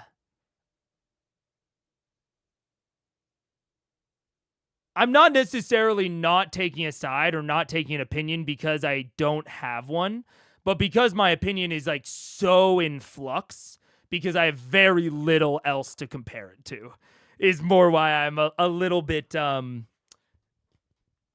middling and kind of open on the moment. I'm not really trying to fence it. It's more like my opinion is kind of spread out. I see a lot of positives and negatives to it. And I haven't quite honed it in yet. But I'm going to play this fireside chat. And is it muted? Oh. Oh, no, there's just zero audio. I see. Okay. Hi. I didn't see you there. Oh. I'm hanging out this afternoon, apparently reading some Okay. fantastic books. And excited to hang out with a lot of you fun, interesting elements on the internet. Oh. I think let's go ahead and make it comfortable. Let's enjoy ourselves, a little bit of personal time together, and you know, get to know a little bit about each other. Got some fine port here to keep me company, like you do on a Tuesday afternoon at 4 p.m. I poured a lot in there. Dude, I was literally just thinking to myself, I was like, I don't even think I have any alcohol around. And I've said, I don't really want to ever get drunk on stream, but this might be the type of thing where I might do it. But it's like 1 p.m., man. I can't. I think like the only alcohol I have around is like straight tequila. I'm not just gonna sip tequila on the rocks right now. This is what's called being not the designated driver. Anyway, I'm glad you could join me.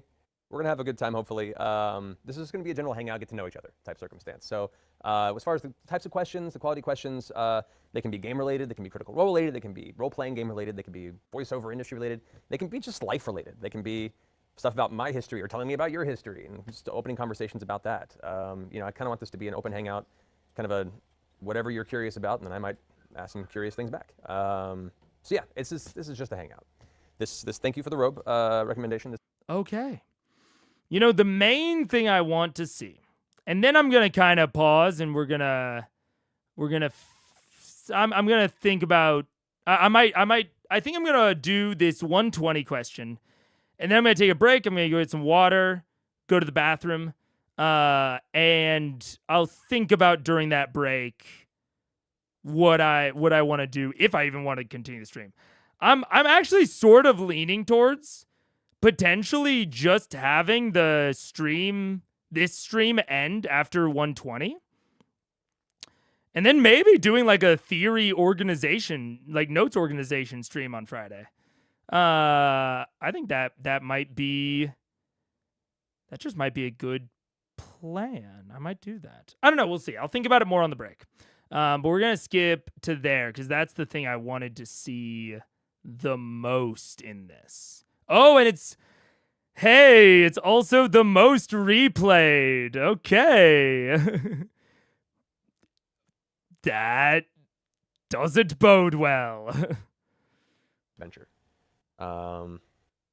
I had a lot of interesting experiences as a kid. Actually, I'm gonna bring this up real fast because I feel like it's important. I'm gonna hit it at 1x. I just want to apologize legitimately to anybody who felt uncomfortable from the story, the last Tarian episode, and kind of revealed there. And I apologize because that, if that hit too close to home, if that was not the representation of your story that you wanted seen, and I understand that it made a lot of people feel uncomfortable, and I'm sorry. I'm legitimately sorry. I put a post about it on Twitter, but you know, text is easy to be misconstrued, and you only have so much brain space to put out there. And I'm sure I've been torn apart on the internet. That's fine. I admit. Dude, I mean, that exact comment right there is why even scripted stuff, like one of the last Talking Head videos I put out, legitimately, and I knew, you know, it was kind of like I chose a purposefully kind of inflammatory topic it was about legendary resistance and concentration. And it wasn't that people disagreed with me. I knew they would disagree with me. And it wasn't even that people were misconstruing me in bad faith, because I can also, that's fine. But that it was a lot of people that were seeming to try to act in very good faith were not they were not getting an understanding from the video that I had intended. And like I would read the comments and I'd be like, yeah, no, that makes sense how you got that. One of the reasons I love streaming is because I can say something, people will disagree in the chat, and I can be like, oh, I can immediately respond and correct what I meant to communicate. Of like, oh, okay, I see how the words that I just said came off, because I'm reading chat and I'm seeing it like get construed reasonably, but just not in line with what I meant. And I can instantly correct it. That is one of the huge reasons that I prefer streaming over pre-recorded and especially scripted content. Because of that possibility to misconstrue, and because it's exactly like what, and it's also why I hate microblogging platforms. I hate Twitter. I tried to get into Blue Sky. I tried to get into Threads. Microblogging is just not for me, because I'm not a super anxious person broadly. Like I'm if anything, I'm pretty good to my own detriment at avoiding negative thoughts, and even like responsibilities therein. But nothing makes me more anxious than thinking about how my text and my words have been misconstrued. And streaming is not perfect. Like I still, like, sometimes things get misconstrued or whatever. And sometimes like we can't come to an understanding and we just try to go circularly and it doesn't work. But it happens so much less with streaming than with any other kind of form of social media content creation. So that's why streaming is almost certainly always going to be one of, if not the main way that I produce content, because chat is just invaluable to me as honestly largely a source of possible alternative interpretations that I can see immediately and correct. that is so I feel Matt heavily there. I know that I went off on kind of a separate rant from even what he's directly talking about, but I really feel that there, of like, there's only so much brain space, there's only so much attention you can give it, and there's only so much you can say. Yeah. That, however, I do want to say that I think it's an important story to tell from what we understand of it. And when I say what we understand it, we all come from different backgrounds, and and this is gonna get a little real here for a second.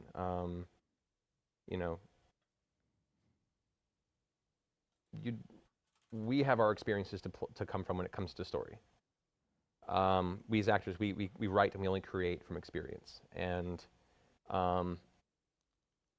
Exandria is very much an open environment for the most part. People are, sexuality is just an open thing in society. There are couples of all different walks of life, asexual, trans, non-binary, gay, bi, everything, and it's all just kind of open in the world.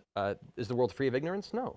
That's part of life and part of the story, because people are flawed and people are stupid. It's nowhere near on. It's minimized in my world, because I like to imagine a world where it is largely minimized, but it doesn't mean it's not going to exist. And what little bit of Terry's story we've touched on, it's a lot of it improvised by Sam on the spot, and a lot we've talked about it since then, and we developed a little bit beforehand to an extent. I think is an important story to tell, and parts of it resonate. I know people were concerned that we were making fun of his kind of awakening or his coming to terms with his venture in the last episode, and I can honestly say that if it came across that way, I'm sorry. That is not the case. We're very, very sensitive to these things, and many of us have lived very close to or dealt with homophobia on our end as well. I grew up a very androgynous, long-haired, pretty boy who was quiet, and God knows I spent a number of years of my youth being called faggot and being pushed around, and I have a lot of very, very important people in my life who have dealt with far worse and have, undergone a lot of terrible circumstances, and I feel for that a lot. And like my Uncle Ted, for instance, one of the most impactful people in my life, probably at a young age. He was my dad's. Okay. I'm trying to think. I want to get my thoughts out, but I don't want to cut the scene up too much. So I'm going to try to look for some places to pause it, but I might not be able to. Boy, do I relate. And I was kind of wondering what the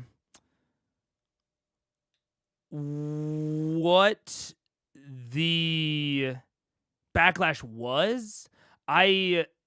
Maybe this is even, closed-minded of me, and maybe reveals some of my biases, that I just kind of directly assumed that it would be people being homophobic and just like not wanting one of the main cast to be explicitly gay. And that is just like a bias I was coming into this with. And it is something that I like. This hits on one of my fears, man. And it's tough making content, and it's one of the reasons that sometimes when I talk about topics related to queer people or being queer, it's I feel the need to I feel the need to caveat it almost with hey, I'm asexual, I'm agender. I feel the need to caveat with those in-group labels before I talk about it, because I do think I'm worried about this sort of thing happening. And I want to create a community that is accepting in all of those ways. And I want to be able to talk about that sort of stuff, and I want to be able to work that in. But if I'm totally honest, there are times where I sometimes avoid talking about things in that sphere, I will, very minorly discourage certain, types of jokes or talk within chat, because I am very not aware. How do I say it? I'm very, I think generally nervous and anxious about someone that just doesn't know to give good faith to the remarks, if you know what I'm saying. I'm very worried about someone who doesn't know to give good faith to those sorts of remarks or jokes in chat, feeling otherized by them, even though if they did know to give good faith and they did know that like they're actually in the community, they just don't realize it, that they would have no problem with it. And it's a tough thing to manage. I don't know how to manage it. I'm trying to figure it out. I think everyone is. But I really feel it. And it's something that like I discovered a lot of my identity fairly recently. But even before that, identical almost experience to Matt here of like, I did not grow up realizing that I was queer, but I was still who I am, and I got called fag a lot, and I got very distinctly bullied for being gay, even when I did not think I was. And I really I hyper resonate with the sort of distressing feeling that I think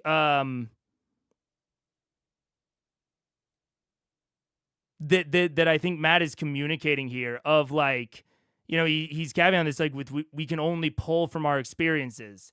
And I know that I, frequently felt the need to caveat like all of these things that, happened to me growing up and the communities that I was involved with because I'm cis presenting, male presenting, all that. And it's this very unfortunate part of, I think it's like a purely internet thing, unfortunately. I've rarely felt the need to caveat it in person. And I have met so many people that, have no idea what I identify as. And I interact with them without caveating anything, without putting out anything. And, when you just interact with someone in person, there's a much higher degree of good faith that is given. And that this isn't just like an anti-internet thing. Like I don't want that to be the interpretation. I fully understand why people are cautious about things that are shown or displayed on the internet. And why people are cautious about potential bad actors and potential I don't know, like queer baiting or using queer people as the butt of a joke. Like I fully understand why people are sensitive to that. And like I said at the start, I truly don't know the right way to handle it. And I think and so I am not fully surprised, I guess, but I'm a little surprised at how much I resonate with this from Matt. I'm glad I'm watching this because it is something I have absolutely experienced just on, kind of a different side of things. It's sad that CR was bullied by their audience to make this address. It is. It's very sad. It's really unfortunate. And I don't know how to... I think the ultimate answer just kinda is that you just have to build up that good faith and you occasionally have to give these sorts of addresses and these sorts of clarifications, and that's just all you can do. Unfortunately, yeah, it kind of sucks. I have, yeah, because I have never been in the position of the people that were talking about this, or that were tweeting at Matt, and I've never been in the mindset of someone that would tweet at a celebrity.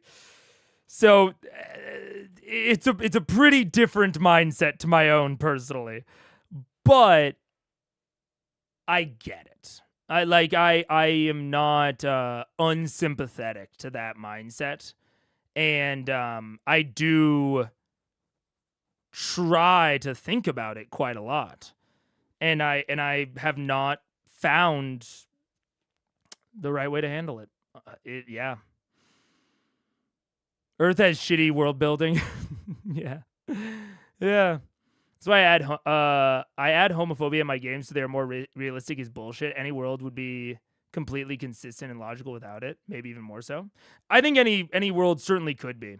Although there's an extent of which like adding flaws to anything character world is like part of making them interesting, but I think it's super reasonable to say I'll add the flaws somewhere else. I'll make those particular world building flaws veiled.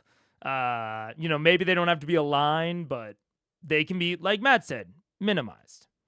Yeah.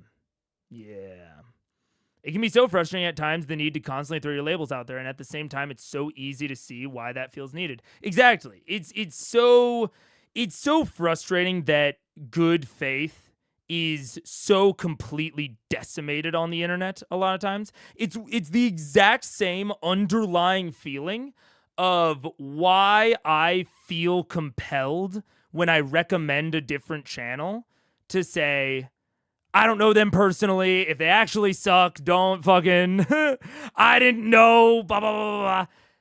Because, and no one has ever come after me, right? I just, I've never had any sort of experience like Matt is having here, or like Critical Role had here. I've never had that. But I was born in 98. I came up at the beginning of the internet, at the beginning of YouTube. I have seen this happen over and over. This is a cycle that just happens on the internet. Of like, you feel as though you have built up good faith, and then you make a mistake, and then there's a big backlash to it, and it's very emotional. But at the same time, I have also seen so many examples of people who make a mistake, and they get a second chance, and they get forgiven, and then they make another mistake, and they get forgiven, and they skate by, and then mistake. Like Logan Paul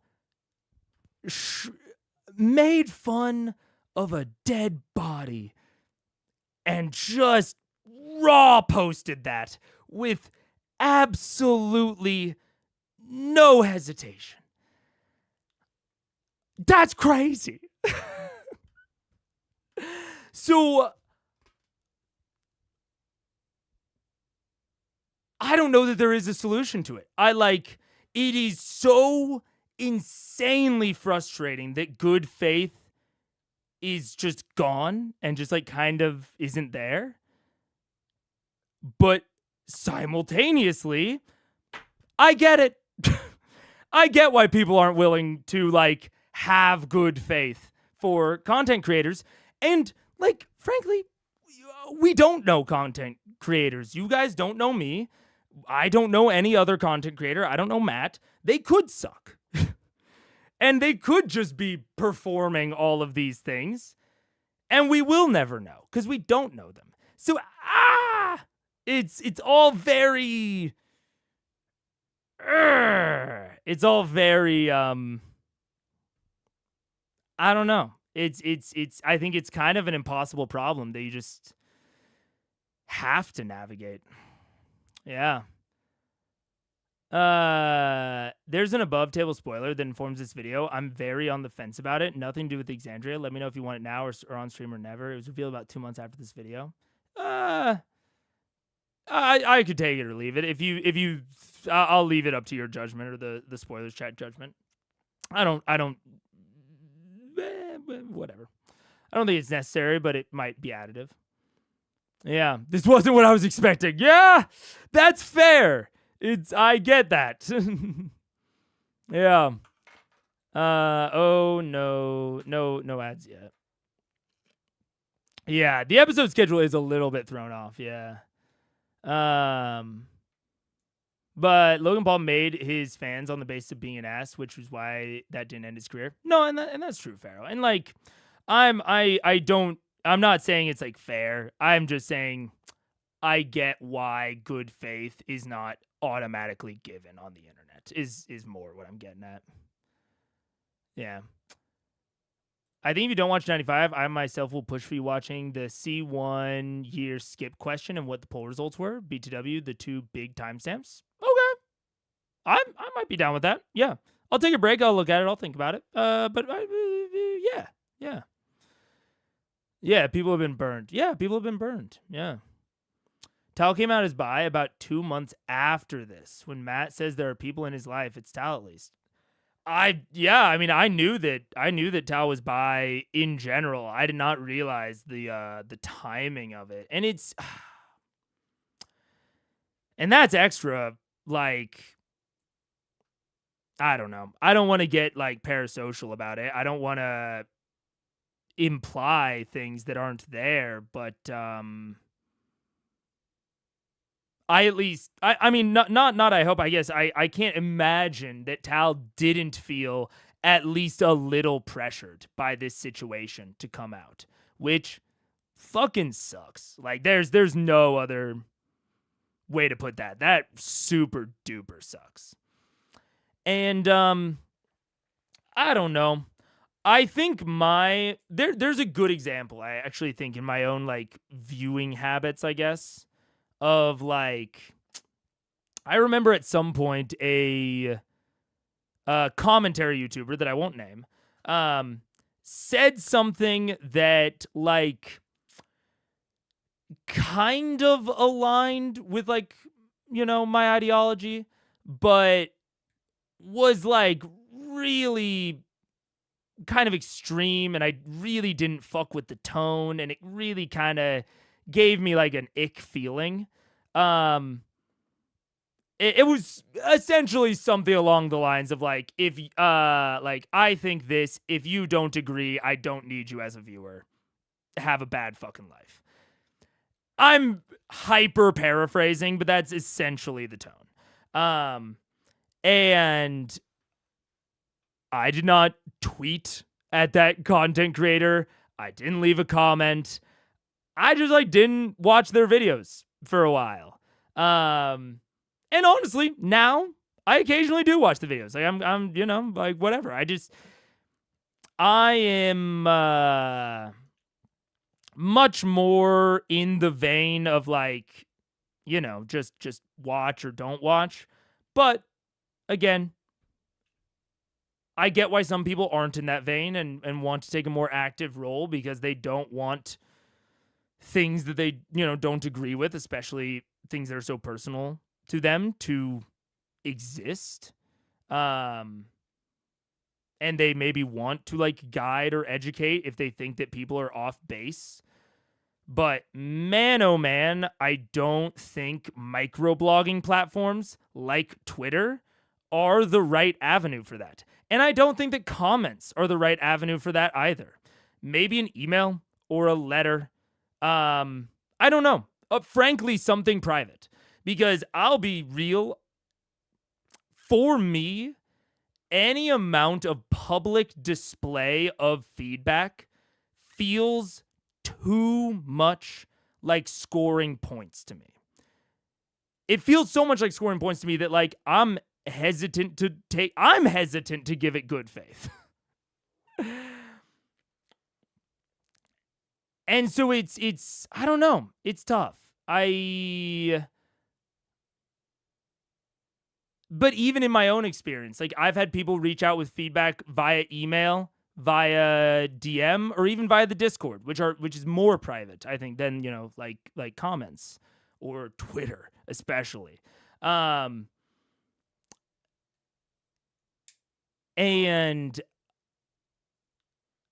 yeah, I don't know. And I've taken that all very seriously, and I've very seriously interacted with it. And there was a point at which, like, I don't know if we would call it a controversy, but, you know, I was using AI in a way that, like, my community did not fuck with, and we had a conversation about it. And I took all of that really seriously, and I was open to it. I think partially because it was in chat. And, like, I'm not even saying this is necessarily right. I'm just saying this is kind of how I interpret the internet, is like, you can't get likes on a chat message. You know, you can't retweet or share a chat message. And so even comments, I'm like a little half and half on, because you can get likes on it and you can get kind of fucking clout off of it. But I am just so skeptical of anything that's communicated on Twitter, because it can be its own form of content. And I don't think that is like an appropriate form for feedback to take. But listen to me right now, not giving communication on the internet good faith. It's an Ouroboros. It's an Ouroboros of shit. And I don't know what to do about it. So I don't know. Man. I don't think there's a right way to handle it. I think you just have to handle it as best you can. Yeah. The Megaphone Man situation is insane. Fucking Jay Aubrey, the descent of Megaphone Man. I'm here on Critical Eyes.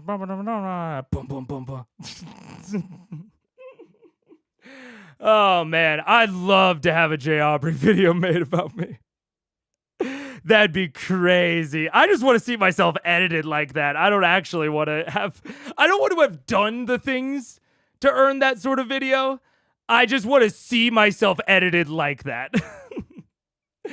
That'd be crazy.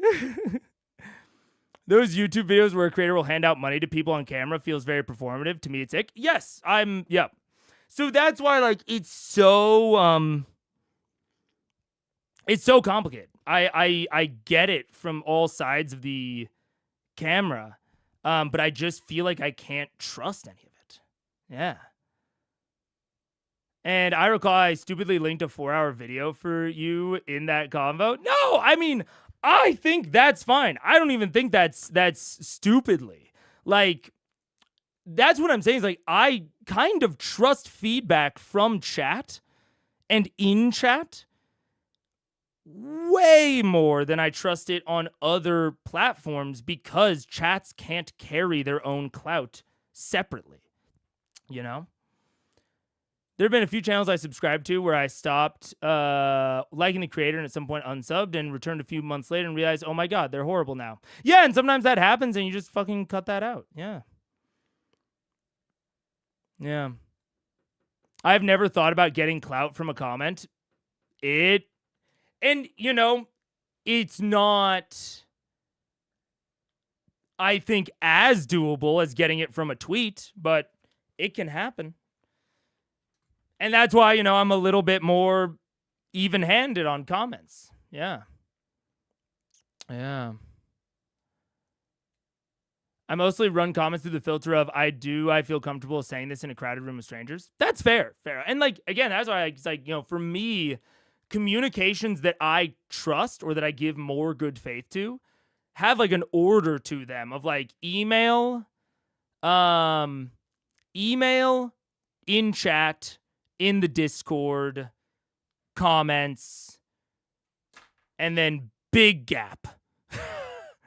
And then like anything else. Those are kind of the order in like terms of how much I trust the feedback, because there's less and less chance of gaining anything from it personally for the person sending it to me. So I don't know. It's tough, man. Megaphone Man racist thumbnail and the actual videos you're talking about not liking the more fantastical races. Megaphone Man racist? I don't know why I did like a Scooby-Doo impression for that. But anyways, that is, man, I really didn't expect to like have such a strong reaction to this, but I certainly do. I'm a big believer in dead internet theory. No one making comments on the internet are real people and their comments don't matter.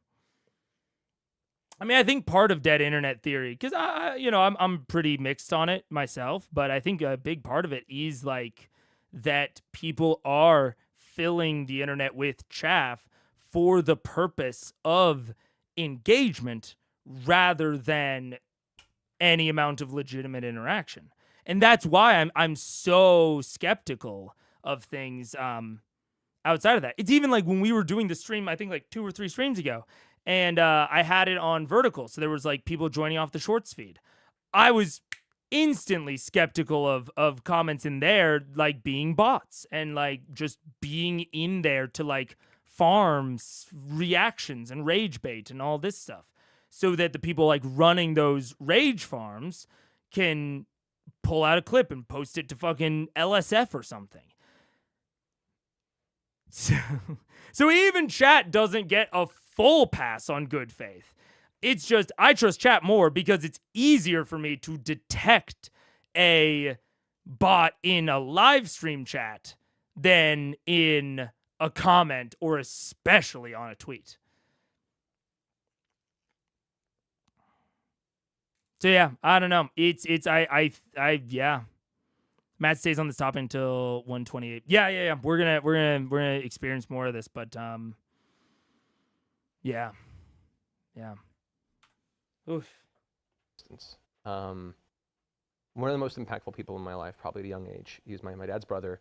He introduced me to musical theater. He introduced me to Angela Weber's Phantom of the Opera.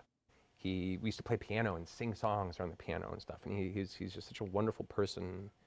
And as a kid, I loved him. He was my favorite relative on that side of the family.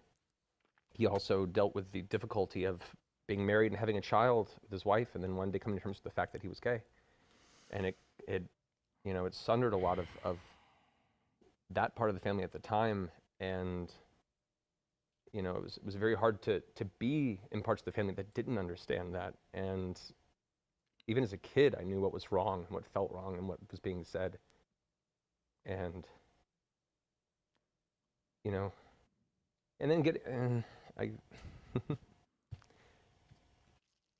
then had to watch him waste away over the years because he acquired HIV and then AIDS, and at a time when it was very prominent in the late 80s and early 90s.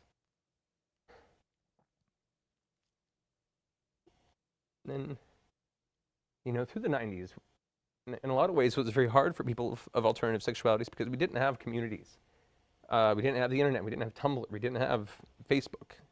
There weren't places you could go to feel safe if your lifestyle was expected to be not the norm or not accepted. And so I had a lot of friends and a lot of close people that had to just suffer inside and had nowhere to talk and occasionally meet somebody. Or find somebody who's comfortable enough to be out and proud. And then permission was given, but even that was met with a lot of difficulty. And so I'm glad we live in a world now, by comparison, where things are much more respected. And it's still a fight. God, it's still a fight. There's still so much to be done, and it's still so much bullshit and so much disrespect and lack of empathy for people who just want to be happy. And that bothers me on a deep level, and I feel really hard. But I know that parts of Terry's tale may not be the representation that some people hope for in media. But I've tried my best to represent other happier lives and things where that was an open and a viable circumstance. Terry's is important for people that grew up like maybe a lot of my friends did and didn't have that open, welcoming scenario. And I can't believe I'm doing this on the internet. Yeah. I mean,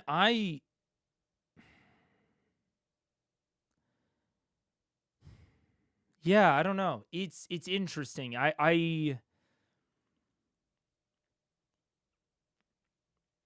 It's hard because I'm only getting, kind of the second hand view of the response or the backlash. I'm trying to imply what it was from Matt's comments here, but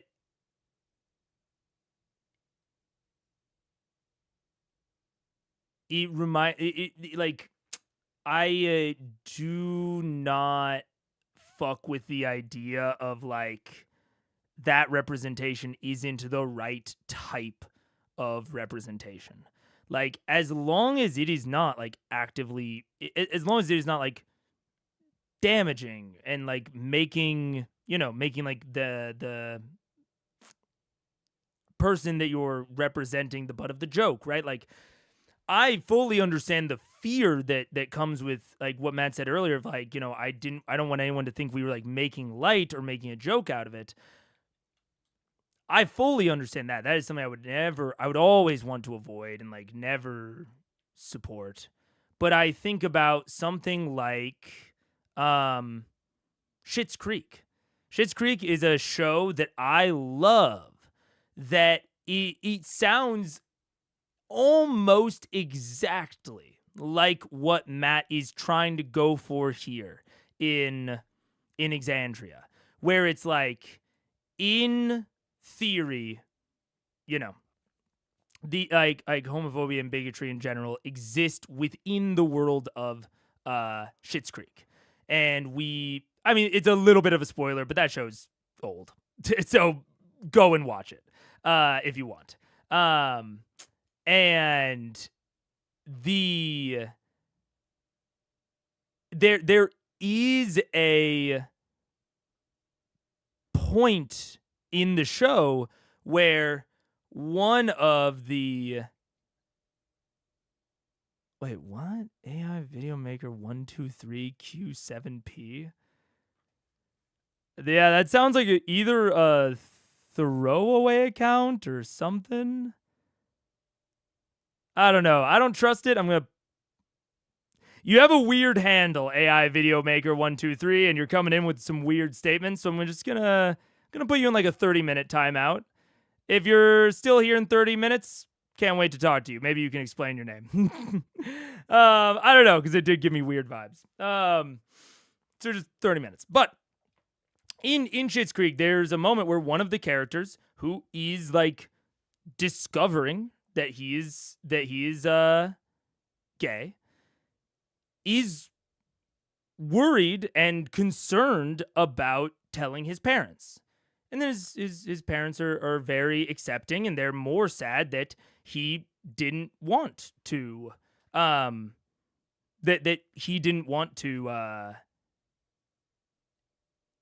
tell them, right? And beyond that, everyone else in Schitt's Creek is very open and open to this idea and very accepting, and it's not even played as something that is like a source of conflict for the vast majority of the show.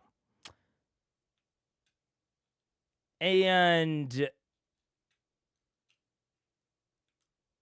that show is also one of the things that made me like watching that show and watching God, I might get a little emotional right now. Matt might be affecting me. That show and that that scene especially, or not even that scene, but like that interaction with his parents, and especially the proposal, was like one of the things that made me like fully break down and deconstruct my own bigotry. Because I've talked about this before, but when I grew up, I was on the receiving end of a lot of homophobic bullying, and I took a lot of that on within my own mindset. And I guess to wrap this back to the point that I started with, of like, I that show was an incredibly important moment of representation for me, to see and to contend with. And so I don't know. I don't fuck with the broad idea that there's a wrong type of positive representation, like that you have to do representation in a particular way. I think there are things you should stay away from. Like, I think there are like no-go zones, but if you're avoiding those things, I don't see, I think the world is your oyster. I don't know. I think the world is your oyster otherwise. And I would more be on the side of like encouraging a broader variety of and like types of stories. Because it took that sort of story and that sort of world to get through to me. And I think I would have gotten there eventually regardless. I was on the path, but like that absolutely like clocked into my mindset in a way that nothing else ever had.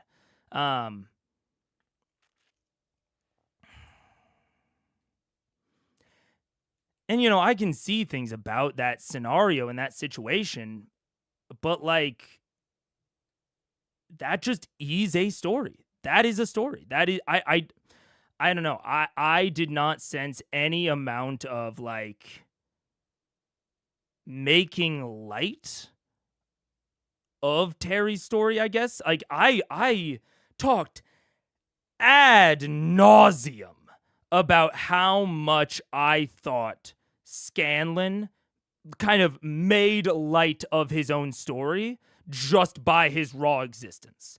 If this had happened with Scanlan,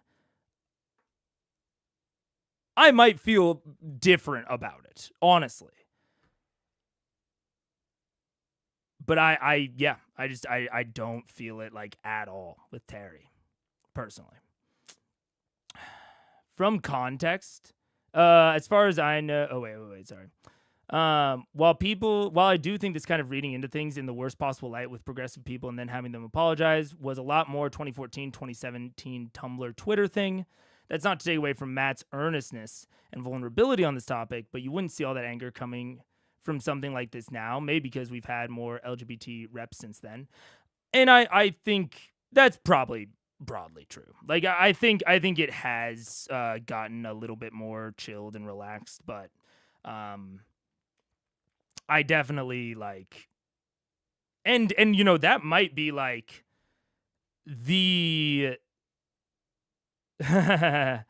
sort of not scars, but like the sort of things that I'm going to have to unlearn, because I came up in these eras of the internet. So I am still like terrified that this sort of feedback would be thrust upon me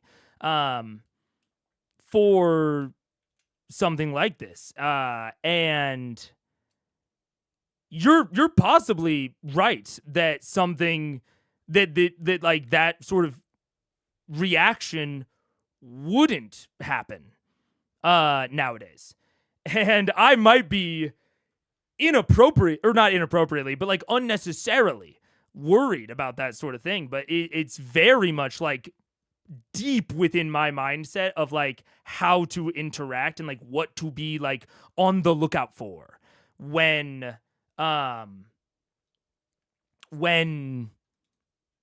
interacting on the internet. And so maybe that's something that, people coming up right now, maybe like Gen Z, Gen Alpha, won't have as much like inbuilt into their psyche, and maybe they'll have other things that they're carrying forward. But I definitely think that's part of how I think about internet interactions. Yeah. As far as I know, some people were angry about Terry's first love, Lawrence, being older than him. And again, on stream when they're doing that, you can see that I have a moment of possible discomfort with that.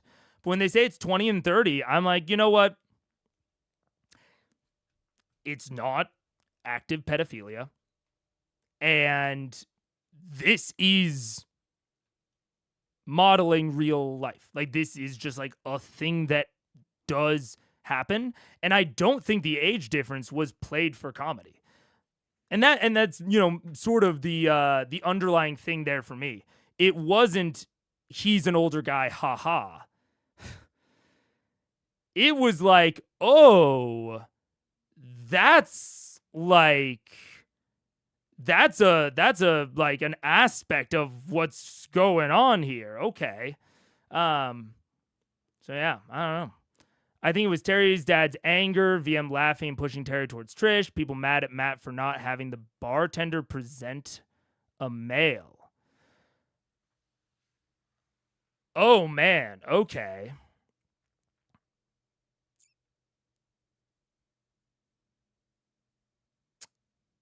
Yeah, I guess, and you know what? I'm not going to say anyone's, I guess, wrong for thinking or feeling that, but I think those things would be problems, to me at least, if they were like,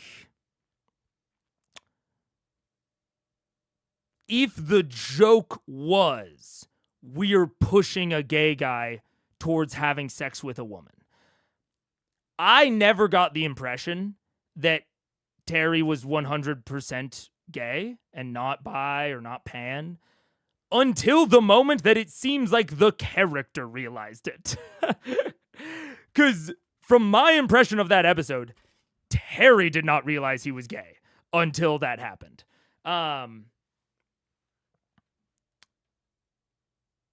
Like, that to me read as a legitimate story of how that realization might come about. If Terry had come out, or if Terry had said, I am definitely gay, I do not like women, and then everything beyond that had happened, I'd be more on the side of that reaction or that feedback. But it seems to me like it was a fully open question before then. And so then the rest of the scene, and I know I'm shadow boxing, I'm fighting ghosts here. These are comments 8 years ago, but I'm just more explaining my interpretation of it. And why I'm not personally bothered by it is because this just felt like the representation of how this exact thing might actually come about. Yeah. With people being upset at how the party pressured Terry into the scene with the guard, I'm not super sure though. It was how gross Terry found women, which is, I don't personally understand the back. I mean, yeah, that is just like a real story. I've had personal friends say worse shit than Terry did in that vein. So I don't know. I think that was fine. People were upset and asking why that kind of bigotry had to exist in Exandria, which I don't think it's that bigotry that has to exist in fantasy, but that spectrum of experiences are being told. Yeah. I mean, for the experience of Terry to be shown, it seems like his experience is wrapped up in all the things that were shown. It doesn't feel like any of that existed to make light of it or, because it had to. I mean, yeah. I don't remember there being anything pointing to Terry's father being angry about his sexuality. Am I wrong? I personally thought it was the teacher-student dynamic, which maybe, I know I'm quite a few chats behind, so I'll read the rest. I believe Terry said his father got rid of him when they got caught. Yeah, I thought it was like a teacher-student thing. Oh, yep. I think I'm sort of interpreting it similarly to you, Ross, but I guess I can see how people interpreted that differently. The players themselves were uncomfortable with the age gap until he clarified he was 20. Yeah, that's true. That discomfort is shown in the actual episode. Yeah. Yeah. I think concerned is a better word than uncomfortable. Sure, maybe concerned, yeah. Yeah, exactly. It does feel a bit creepy that it was a teacher-student thing, or a tutor-student. I mean, yeah, I would agree, but I think that is taken.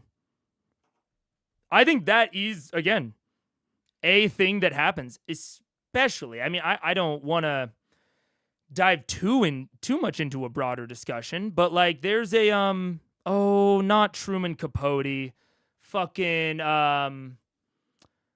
oh god, who is the most famous gay person to ever exist? I'm thinking about him in my head. It's not Truman Capote. I don't know why that keeps coming to my head. Oh gosh.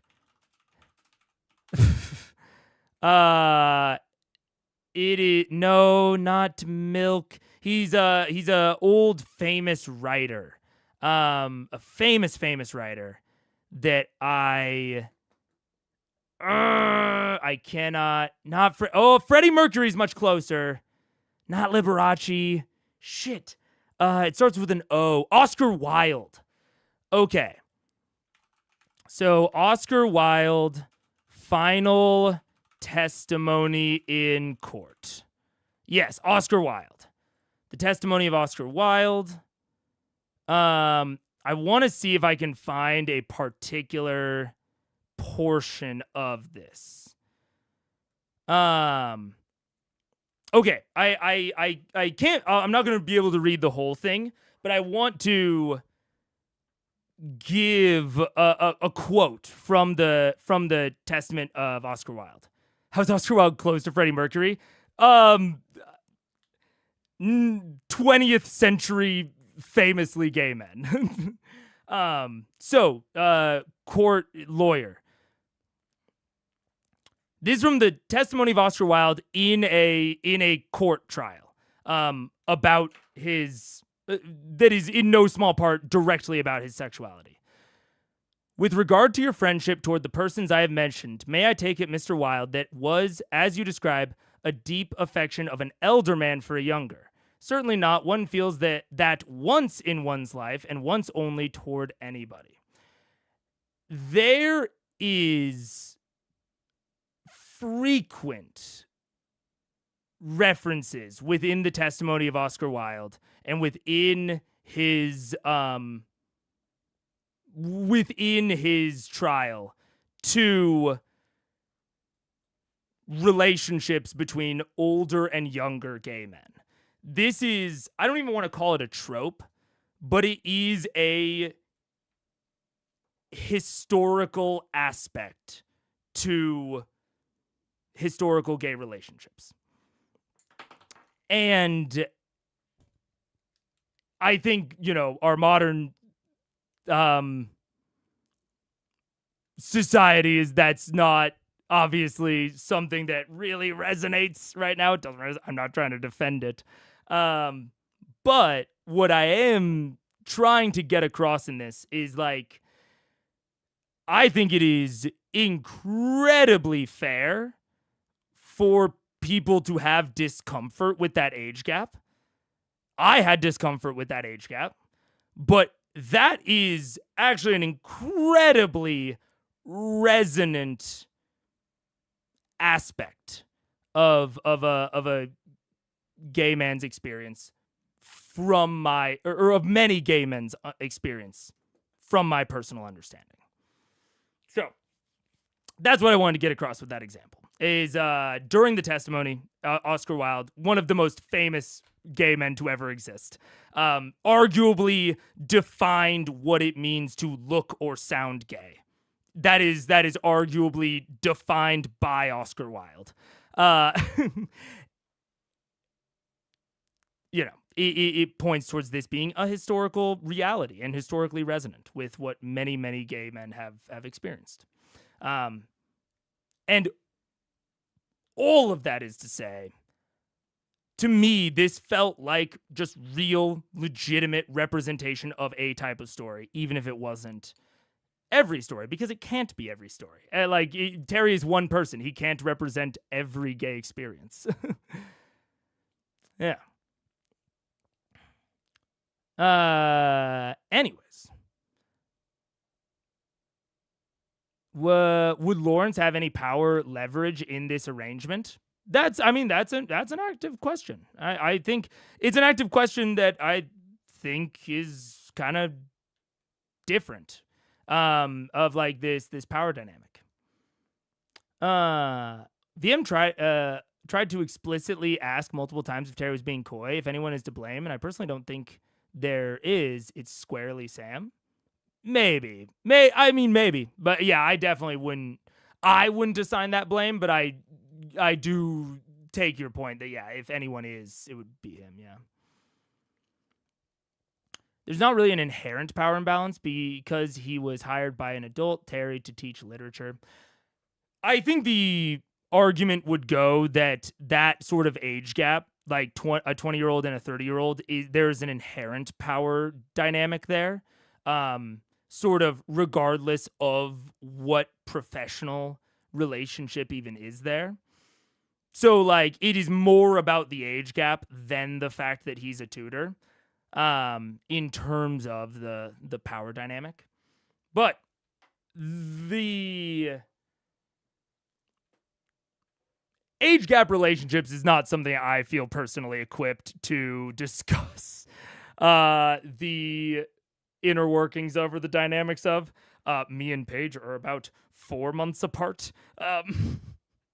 So, and I will also say, my parents are 10 years apart, actually. My dad was 35 and my mom was 25. So, I'm probably not the best person to have or moderate a discussion on age gap relationships, beyond the fact that I think it is resonant within the gay experience, or at least a gay experience. Yeah.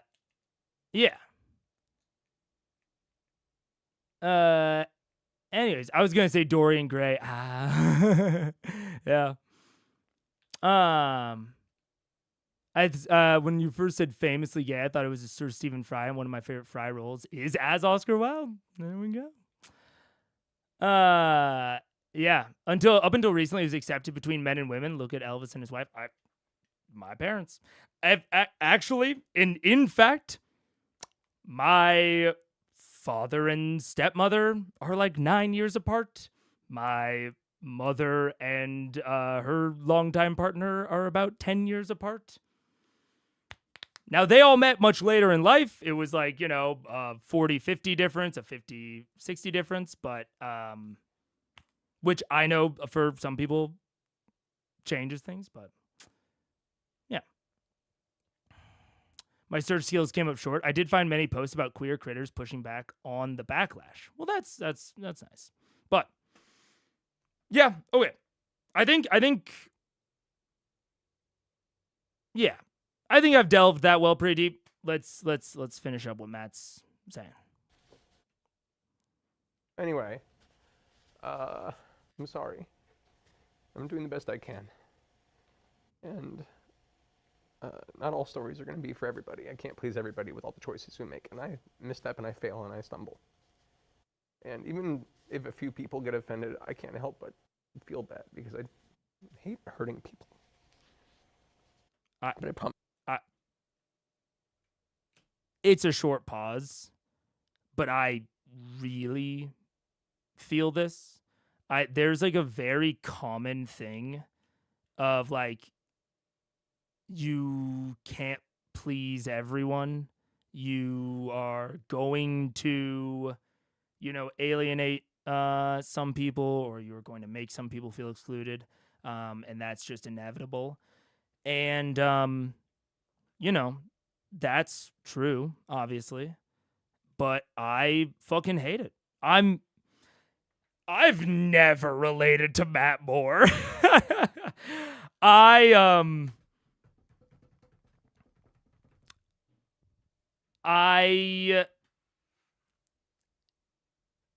yeah, I don't know. All I can say is I feel the same. I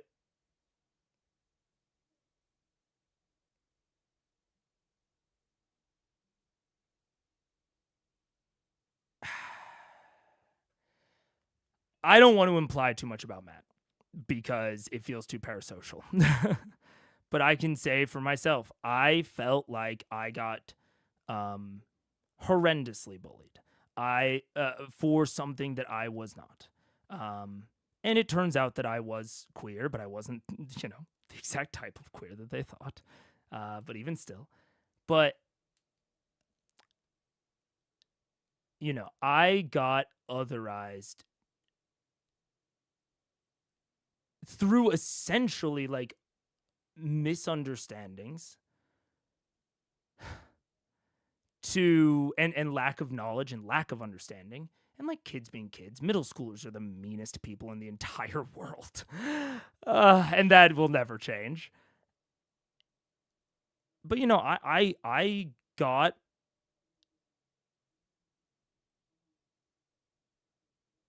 put to the point what felt like unfairly, because at the time it felt like they weren't even, bullying me for something that I actually was. It wasn't like they were bullying me for like my big ass teeth or something. And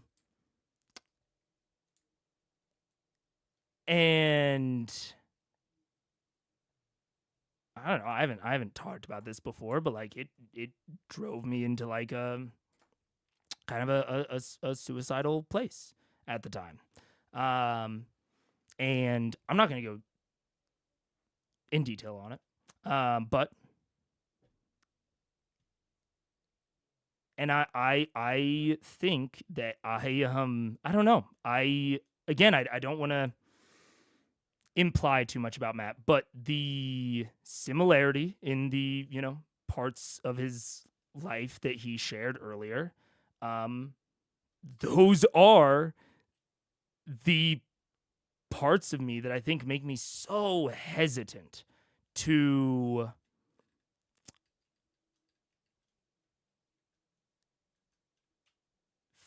feel okay hurting people, or feel okay otherizing someone, even if they themselves are otherizing other people. That's just like and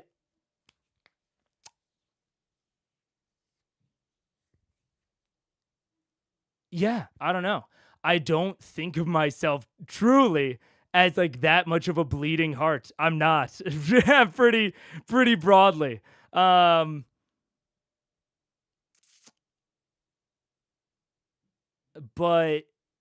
I am so massively hesitant to do something that or to even accidentally do something like this that makes people feel on the outs, even if it was an accident. And even if it was like they're being unreasonable or they're not giving me the benefit of the doubt, I still just don't like, at the core, causing that emotion in someone. It's I hate it. Even if, like, intellectually, I might not even fuck with that person, I still hate being the source of that negativity. That makes me feel disgusting. Yeah. So I don't know. I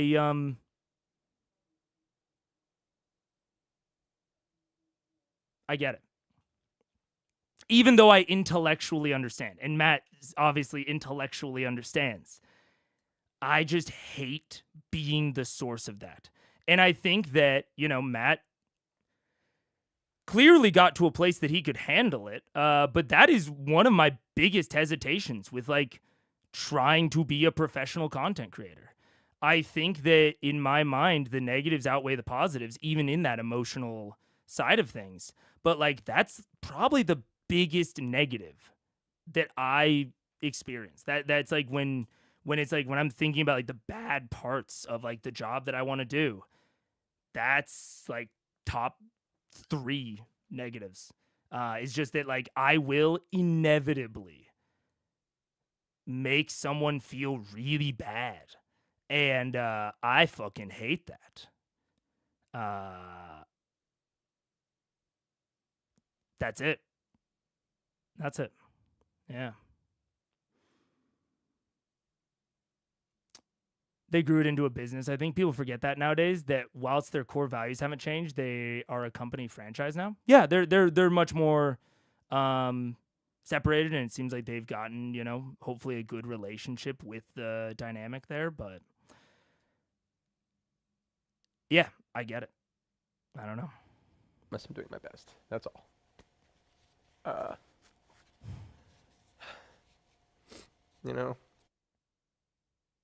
And I said, Terry's experience,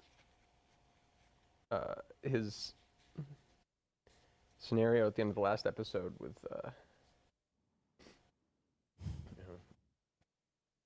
with Trish was reminded me of a lot of friends growing up,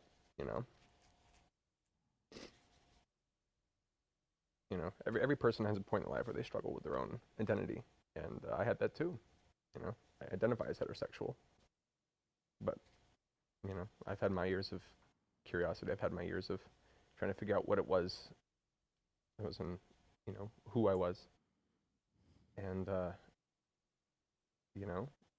yeah, I myself am primarily attracted to women, but there are men that I've also found attractive in life. They're mostly about the person, the individual.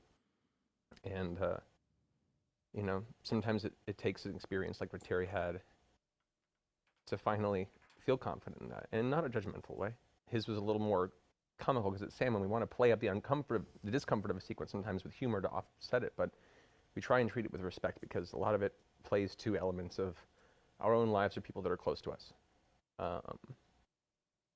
And so Terry's journey is in some ways still a personal one for myself and other people in some ways. So just, we're trying. Anyway. Wow, that happened. Let's go to the next monster thing. Jesus Christ.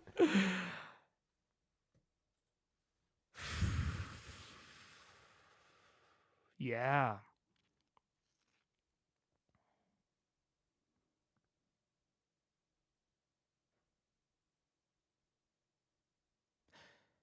Yeah, man. That was, I've talked about several of the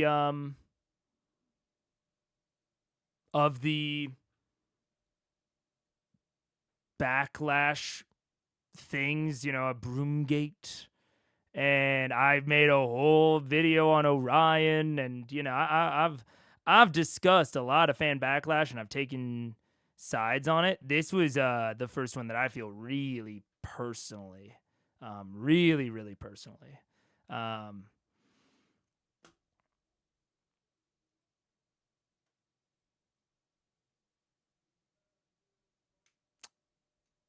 Yeah. I think honestly, even, I can only speak for myself. I can't speak for Matt. But I would, if I saw the things that I am implying for Matt to have seen, I would feel forced. Even if no one was calling for me to do it, I would certainly feel compelled to say something. Like regardless of what anyone was actually asking for.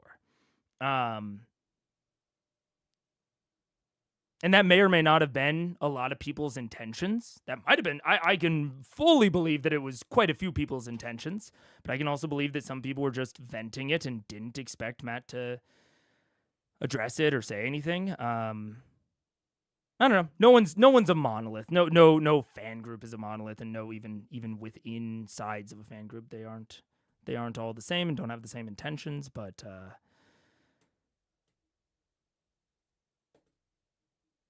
yeah, man. We have struck gold on one of Mega's biggest fears.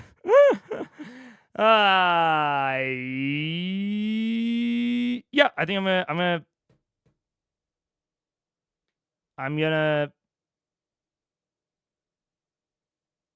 trying to think if there's anything else I want to say. I don't know. They could have been like a million other shows and that ignore any kind of viewer discussion. Yeah. And I mean, I think, I don't know. I think you are reading a lot of virtue into it, which is like, I don't know. Thanks. I don't even really, within my own internal thought, it doesn't read as virtuous. It reads as like, it's more of like,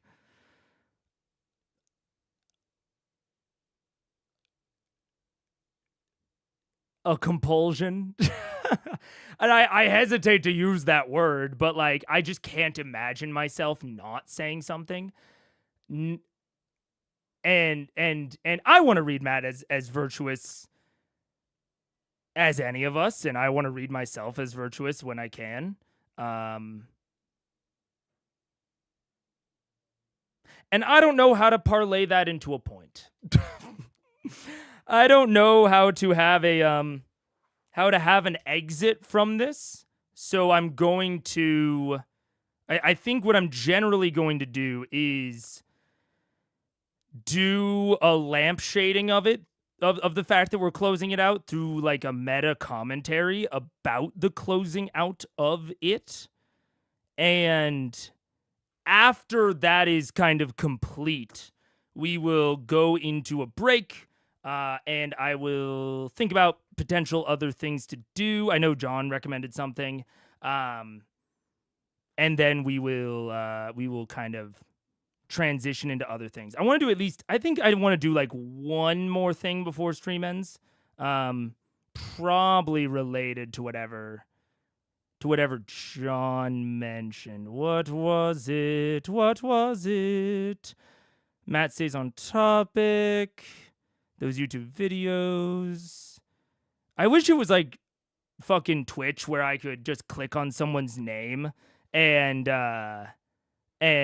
see all their comments. Watching the C1 year skip question and see what the poll results were. BTW, the two big timestamps. Here's some timestamps for you just for the chat poll stuff if you want to see. So where is that? Parts of the video may be watched before episode 89. Are you surprised by some of the Vox Machina has decided to do in this past year? You'll get, so it's like this one, the two big timestamps. It's like this, like 31 to 32. I don't know. Maybe if John's still here, he can comment it, or we'll experiment. We'll try something out. Yeah. I thought you were setting up an ad break. I don't know how to end this, so ads launch.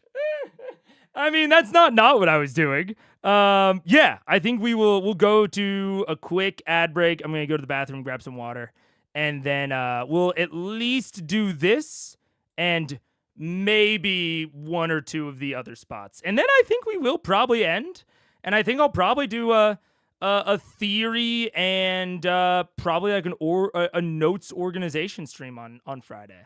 Because also, I'll be honest, my voice is a little weak. I had a lot of stuff going on this weekend. So I'm also not too against this one being a shorter one. So we'll go to break, and then I will be right back.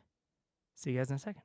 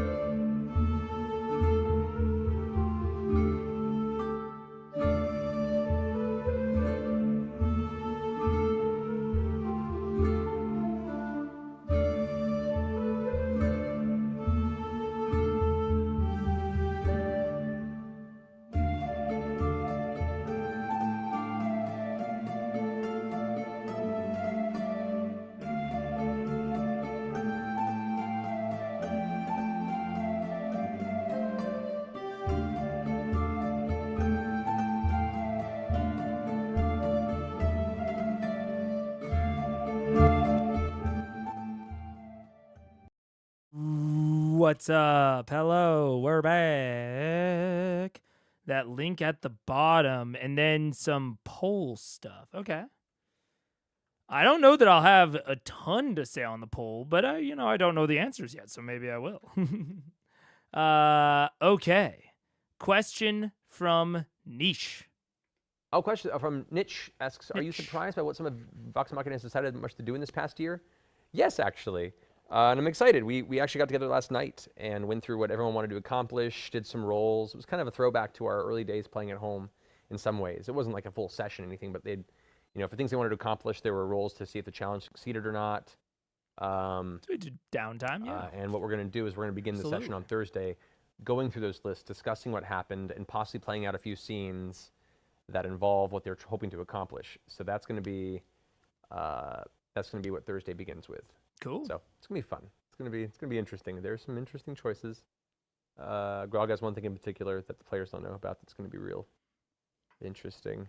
Oh. Grog's such a terrible person. Okay, so are we about good to close that straw poll? Intriguing.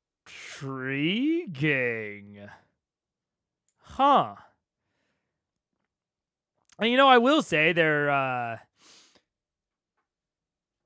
2 or 3 moments in just like what we're watching here that does, because like even during the emotional, one talking about Terry, Matt mentions that he and Sam had talked through, one or two beats at least of Terry's story. And then he was like, not very much. But it does, definitely indicate to me that they talk an amount above the table and off camera. Which, I've long insisted that they almost certainly do. But I know has not been exactly directly confirmed, at least to sort of this extent. So yeah. DM and see the spoiler tag hidden poll readily for NPC creation and monster creation that will eventually arrive in game. Okay. Let's see. So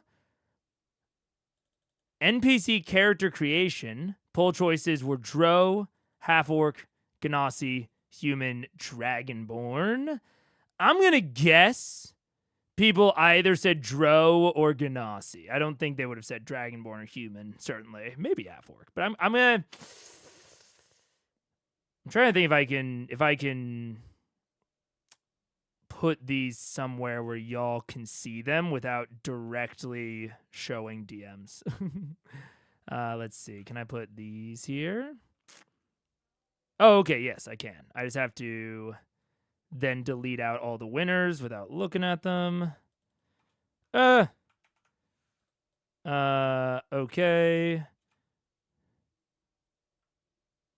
Okay.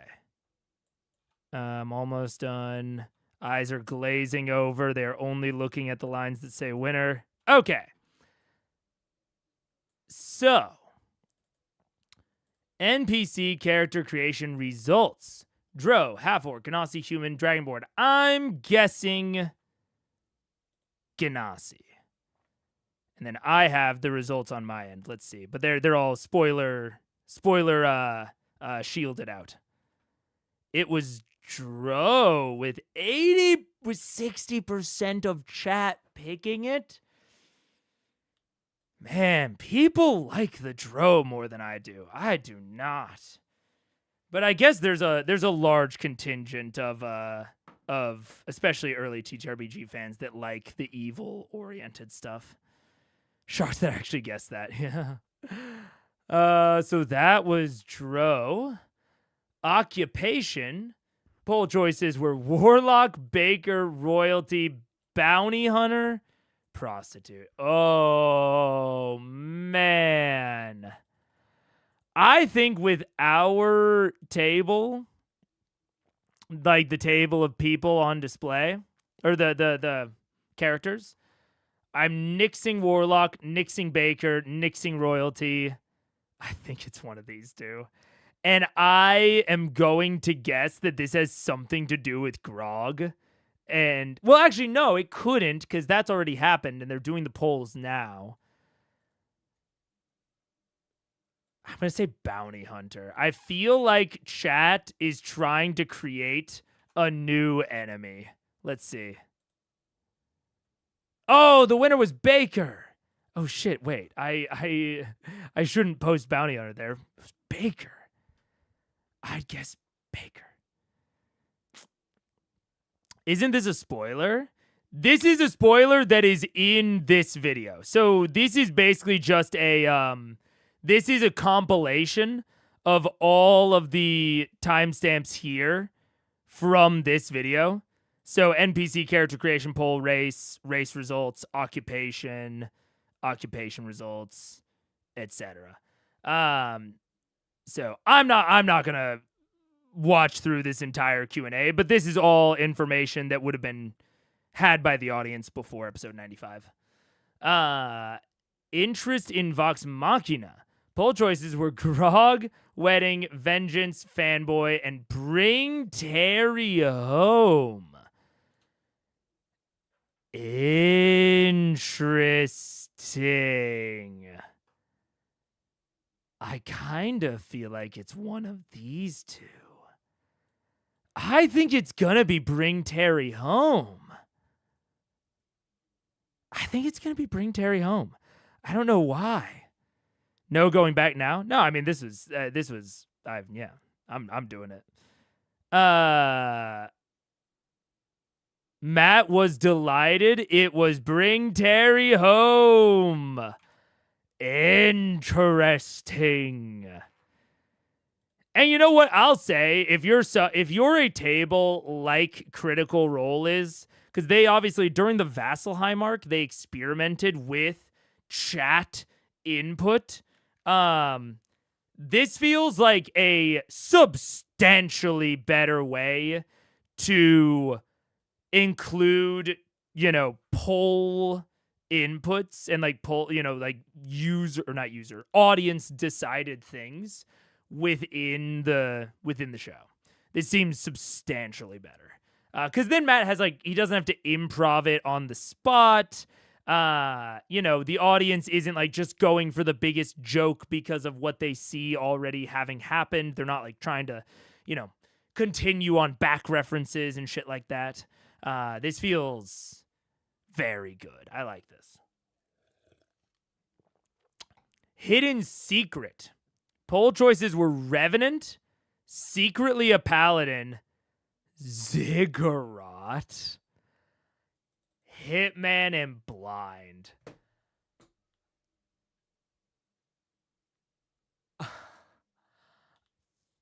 Okay. I'm just going to put it out there that none of these are actually plot specific. The Revenant, Secretly a Paladin, Hitman, Blind. None of these are relevant to specific and unique world building stuff within Exandria. Paladins exist all over. I'm going to be real. I don't know what a Revenant is.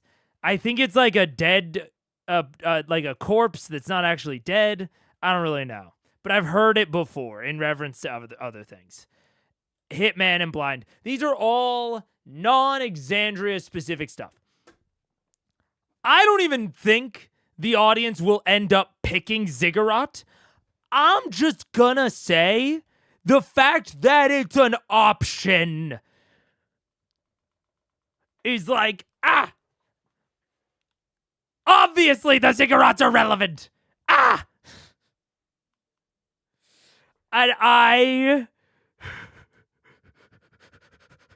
it makes me feel like I have been an insane conspiracy theorist for a year and a half, and I have finally gotten a little crumb of my mania confirmed.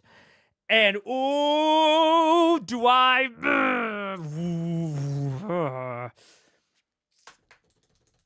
So we're gonna see. We're gonna see. Oh shit! Wait, my chat program. Oh, cause it asked if we wanted to run ads. I did it manually on accident. My name is Hitman Ziggurat.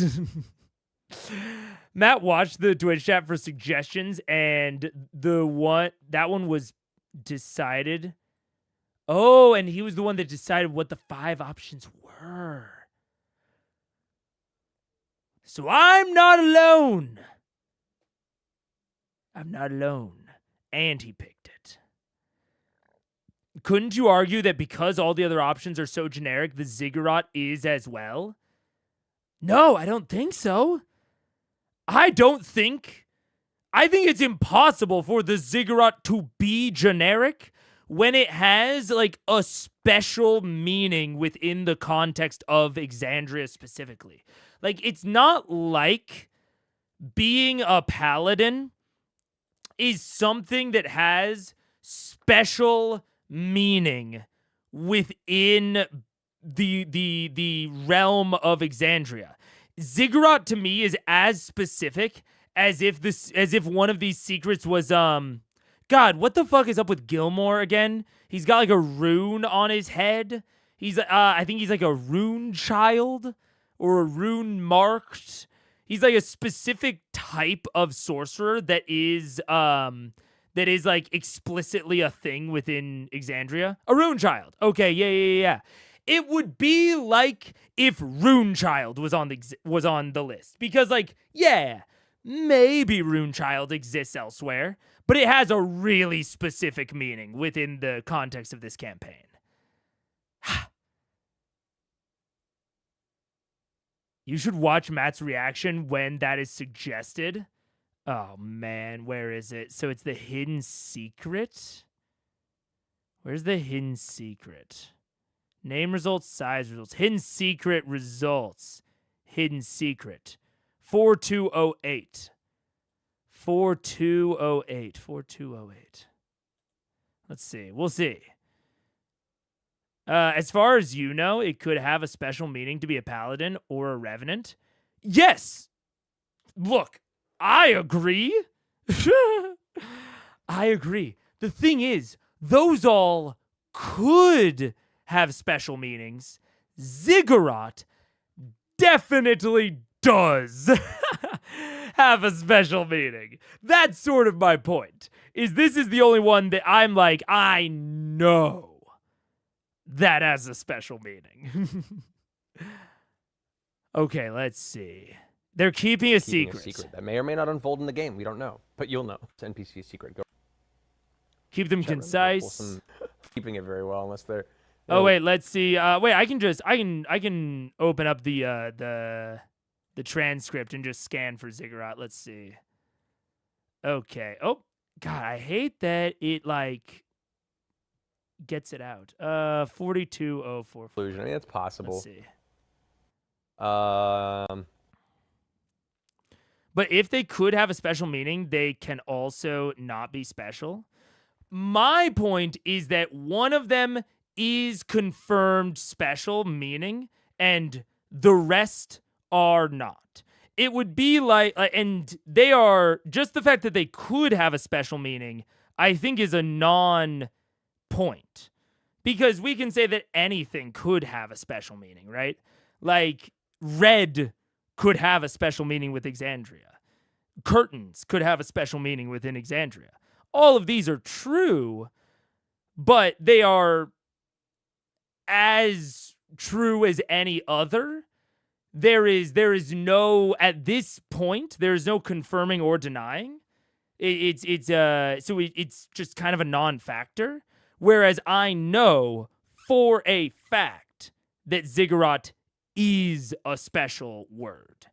And so, and this is the other thing. The people that are making the list, in this case Matt, also know that, right? So Matt could know all of the hidden special stuff, but he knows that the audience knows that Ziggurat is special, and he knows that the audience doesn't know if any of these other choices are special, Right.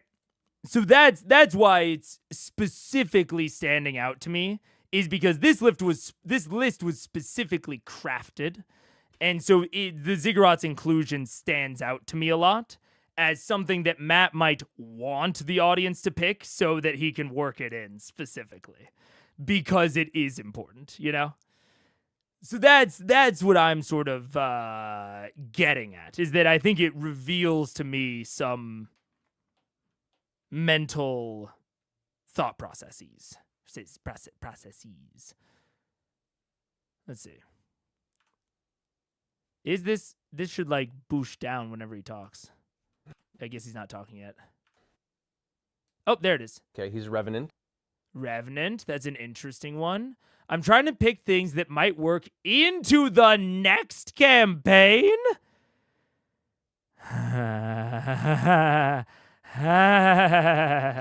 That's an interesting one.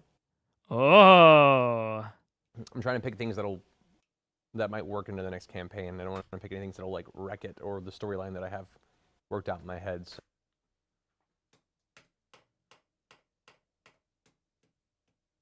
Oh no.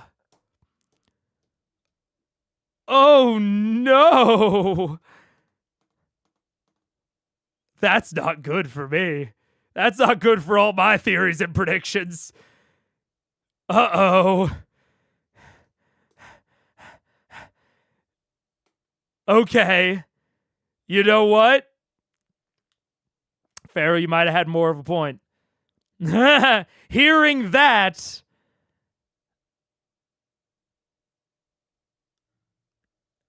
that is his mental sort of framework for how he's choosing these. I mean, he could always be bearing the lead, and maybe he sees something, or he will see something that maybe works into the current campaign. But man, you know, I guess the Ziggurat could just work into the next campaign, and Vecna could just be the next a villain in the next campaign. That is plausible. And if we're being really honest, the Primordials do make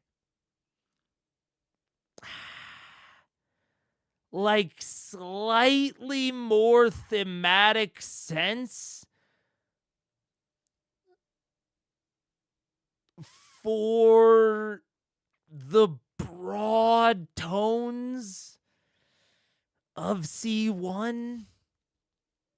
I mean, it's hard because I can argue for tonal coherence with either one. I can argue that Vecna and that theorized side of things does match the tones of C1. I can argue that until the dogs come home. Is that a phrase? I don't know. But if I'm thinking about my best arguments for both, I think I could make a slightly stronger case for the Primordials. In terms of tonal completion, I think it would still be wild. I think it would still be wild if it wasn't Vecna, given the massive loose thread that I consider the Ziggurat to be. But clearly the players don't consider it as much of a loose thread as I do. That is directly, obviously confirmed. So if that is the case, it would not be so insane to them. That's not good for me. That's not good for the old, for the stock price of my of Megaphone Man Theories LLC. That's not too awesome for us. wrong chat. Yeah. Right. Yeah. The Discord and YouTube chats look very similar. So I'm having to cherry pick a little bit for this one.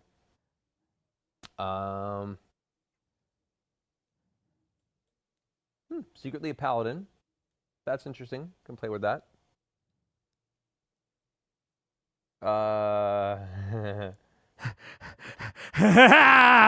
Put Ziggurat on there. Just Ziggurat. Which means there was even more stuff in the chat.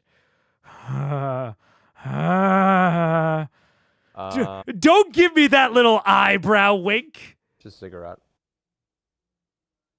What are you doing with those eyebrows, Matthew?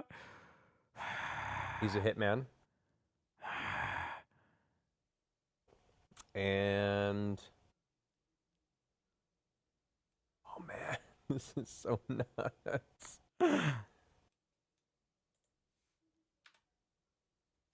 Some fun little things. Some of these secrets you guys put on there might roll into other things that were already mentioned. And there might roll into other things that were already mentioned. We'll see how that plays out. So, reading us back, what do we have? Revenant, secretly a paladin, Ziggurat. What was the other ones? He forgot the other ones? What is a Revenant? I feel like I need to know. D&D Revenant. Oh, it's a monster. Okay, that's why I'd heard of it. Yeah, whatever. Medium undead. Okay, so it is undead. I was right about that. Regeneration, rejuvenation. Where's the... Whenever the Revenant's body is destroyed, its soul lingers. After 24 hours, the soul inhabits and animates another humanoid corpse. So the Revenant is like just a soul wandering around that inhabits corpses. Oh, wow. Okay. Look.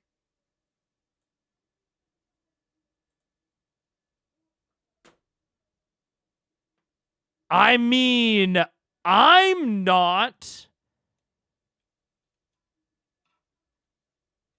Obviously, I'm not in Matt's head.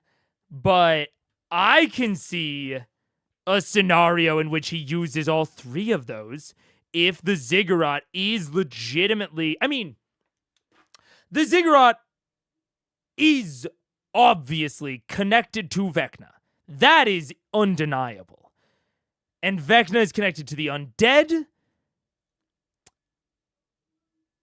And a secret paladin oriented towards Vecna, or even explicitly against Vecna. Right? I can see either one of those being played into, depending on what is chosen for the interest in Vox Machina.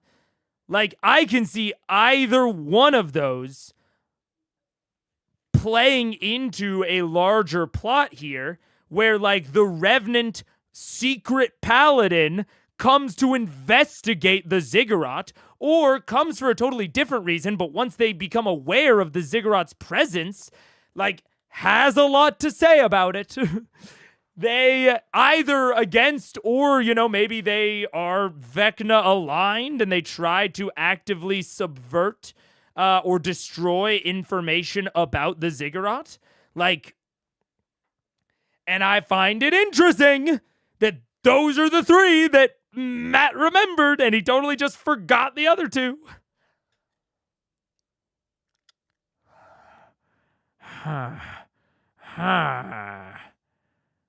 Hitman, or he's blind. Okay, so we're gonna... Hitman, or he's blind. Blind is not exactly a secret. With the right magic, you can keep it a secret. Ooh, boy. What wins? It's a good question. What are you predicting? I don't know how much the community is Vecna-pilled. Like, I don't know. It's tough because I know so little about the CR community at this point beyond the occasional controversy. Like, I don't know what the zeitgeist is around where people think the campaign is going.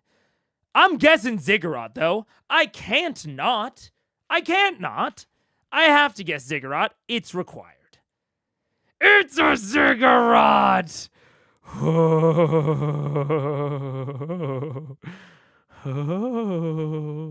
The hidden secret result is at 47.25. It's the Ziggurat. How interesting. Get out of here, task manager. It's the Ziggurat, huh? Ziggy. It turns out. Anyway, do we have an answer on that straw poll? Ziggurat. Okay, then. I think we have a pretty solid background on this NPC and where they can come into play. I'm excited about this prospect. The last thing we need is a name.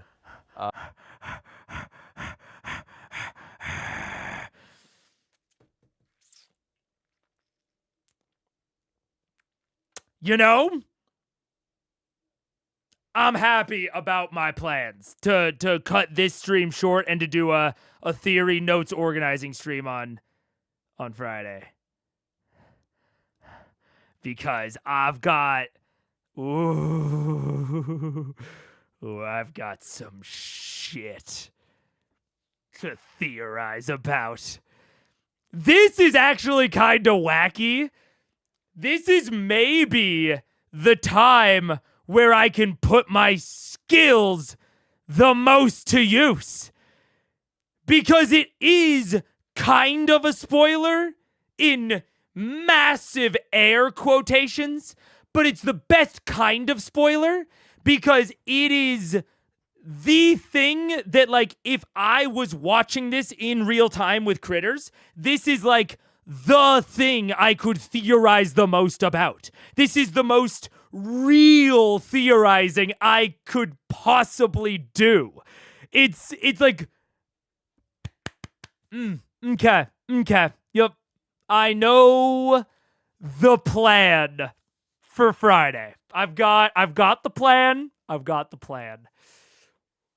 It is a complicating factor that it might have to do with campaign 2. But it is perfect timing for a theory stream. Ooh. Okay, I've got some ideas, we'll say. I've got some ideas. The poll choices for the name were Rubric, Miklos, Kryn, and Noxtra.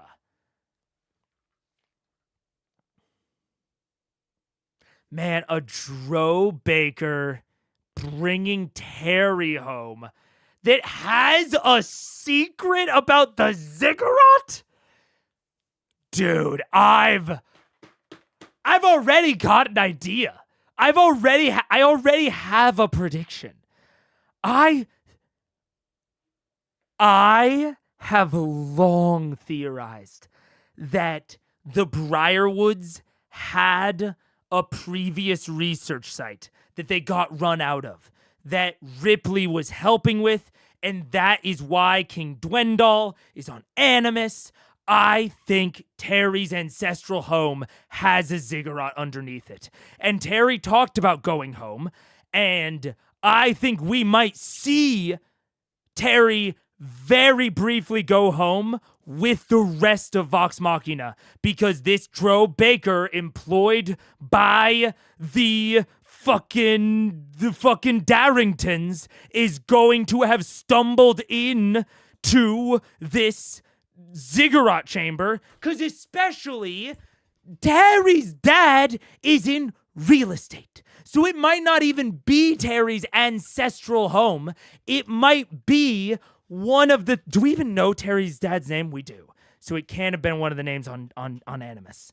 But he might have rented it out he sent his baker for an event there, and the baker stumbled in he might have even fucking rented it out to the Briarwoods. And it could possibly even be that the baker discovered the thing that eventually ran the Briarwoods out of Wildmount and eventually sent them here. And he comes to rescue and bring Terry back home specifically because he's like, holy shit, Terry is in Whitestone?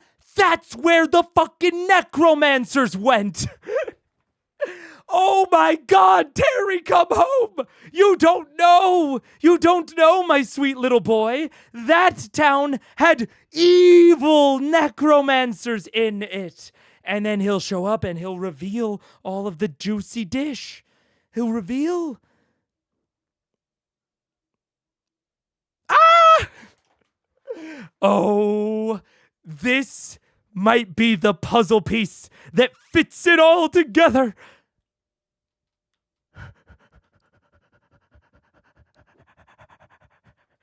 Wasn't Matt just saying that he was avoiding picking things that would conflict with C2? Yes, he was, but that was before he saw the options, and that was before I saw the options.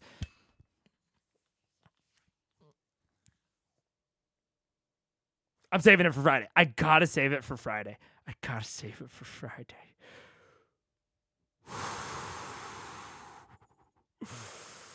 Control, restraint.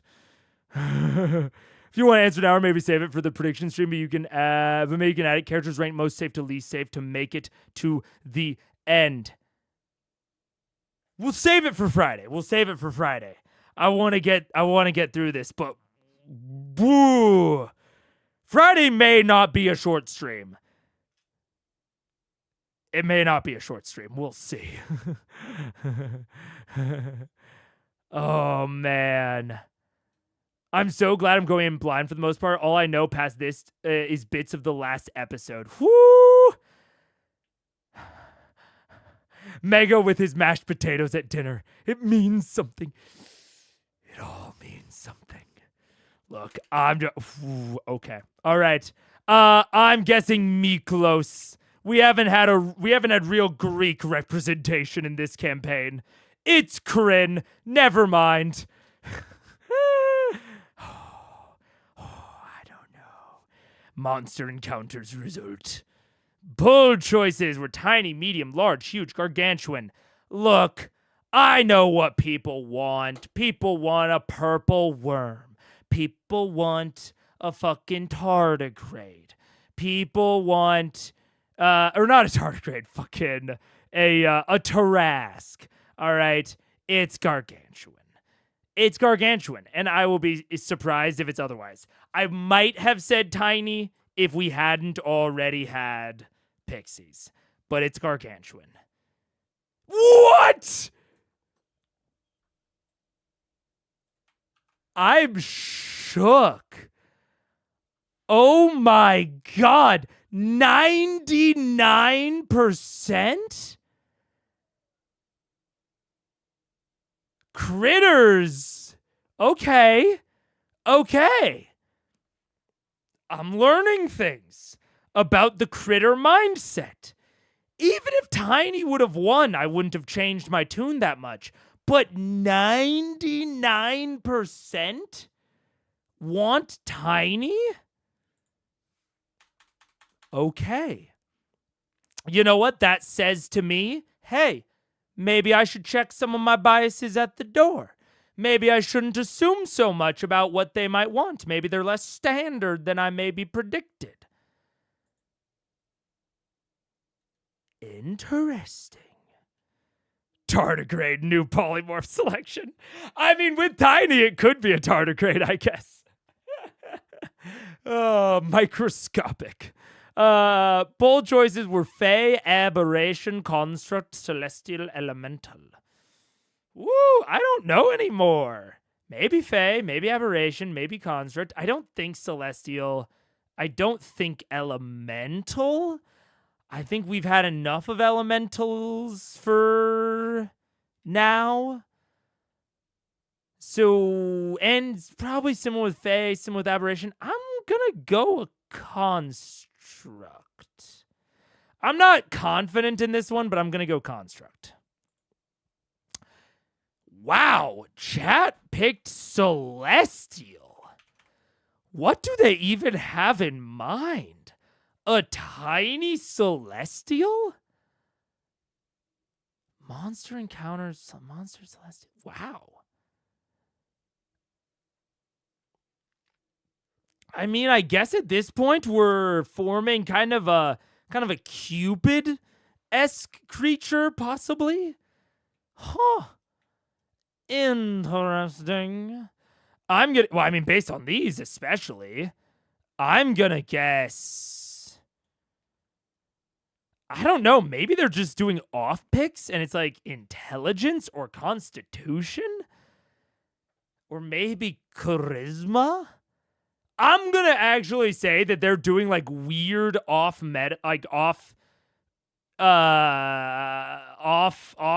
typical picks, and I'm gonna say Constitution. I'm now thinking they might just be picking weird shit. Charisma, okay, maybe they do have like a very Cupid-esque creature in their head. Interesting. Fighting focus, melee, range, spellcaster, environment. I'm gonna say spellcaster or ranged at this point. Yeah, very cherubim. I'm gonna guess ranger. I'm gonna think they're imagining the little heart-shaped bow at this point.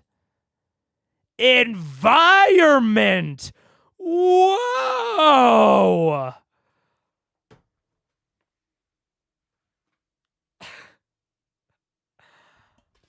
Am I chat?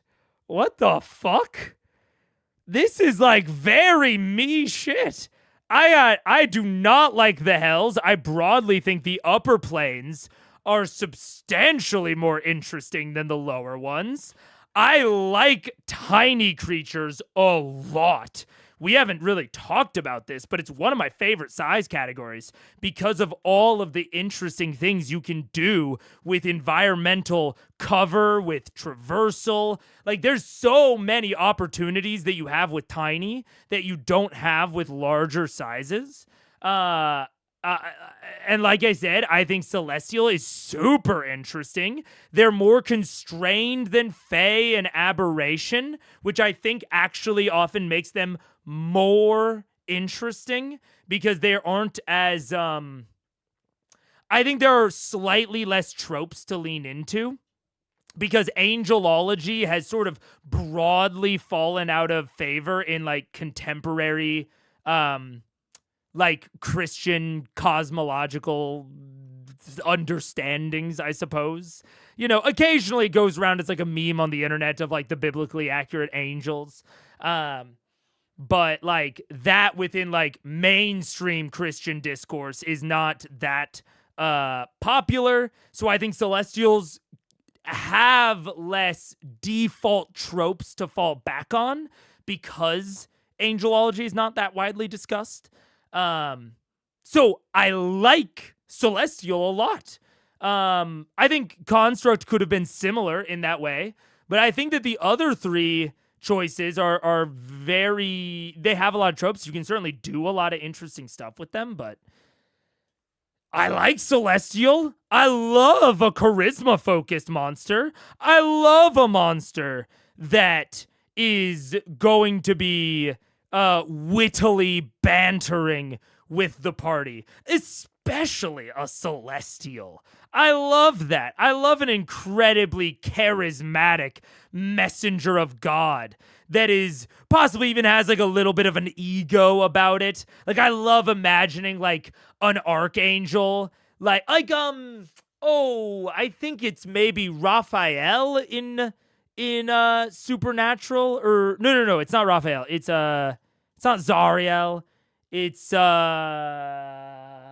fuck. The one that really doesn't fuck with humans, but really is still very on the side of God. Like, isn't a betrayer angel, isn't fallen, but really does not fuck with humans at all. I love that characterization and that trope. It's not Azrael. Supernatural archangels. Uriel, thank you. Yes, Uriel.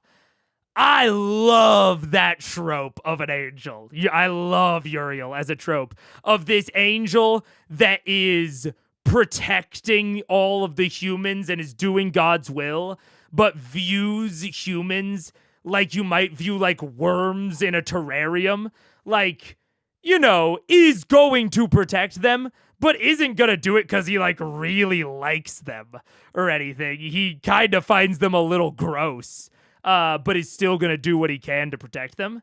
I love that shit. That's one of my favorite tropes and favorite like archetypes of angel. And I can see that with like a very high charisma angel. I can see them having a big ego about it. Ooh, that'd be fun. And then, I mean, you know, I'm not gonna fucking complain. I wouldn't have predicted it, but you're not going to watch me complain about the chat wanting Matt to focus on an environment for a combat. Coolio, Fulio. Bet. Oh, and then a name? I mean, at this point, I'm thinking Symphior. Absolutely. Maybe Exilon.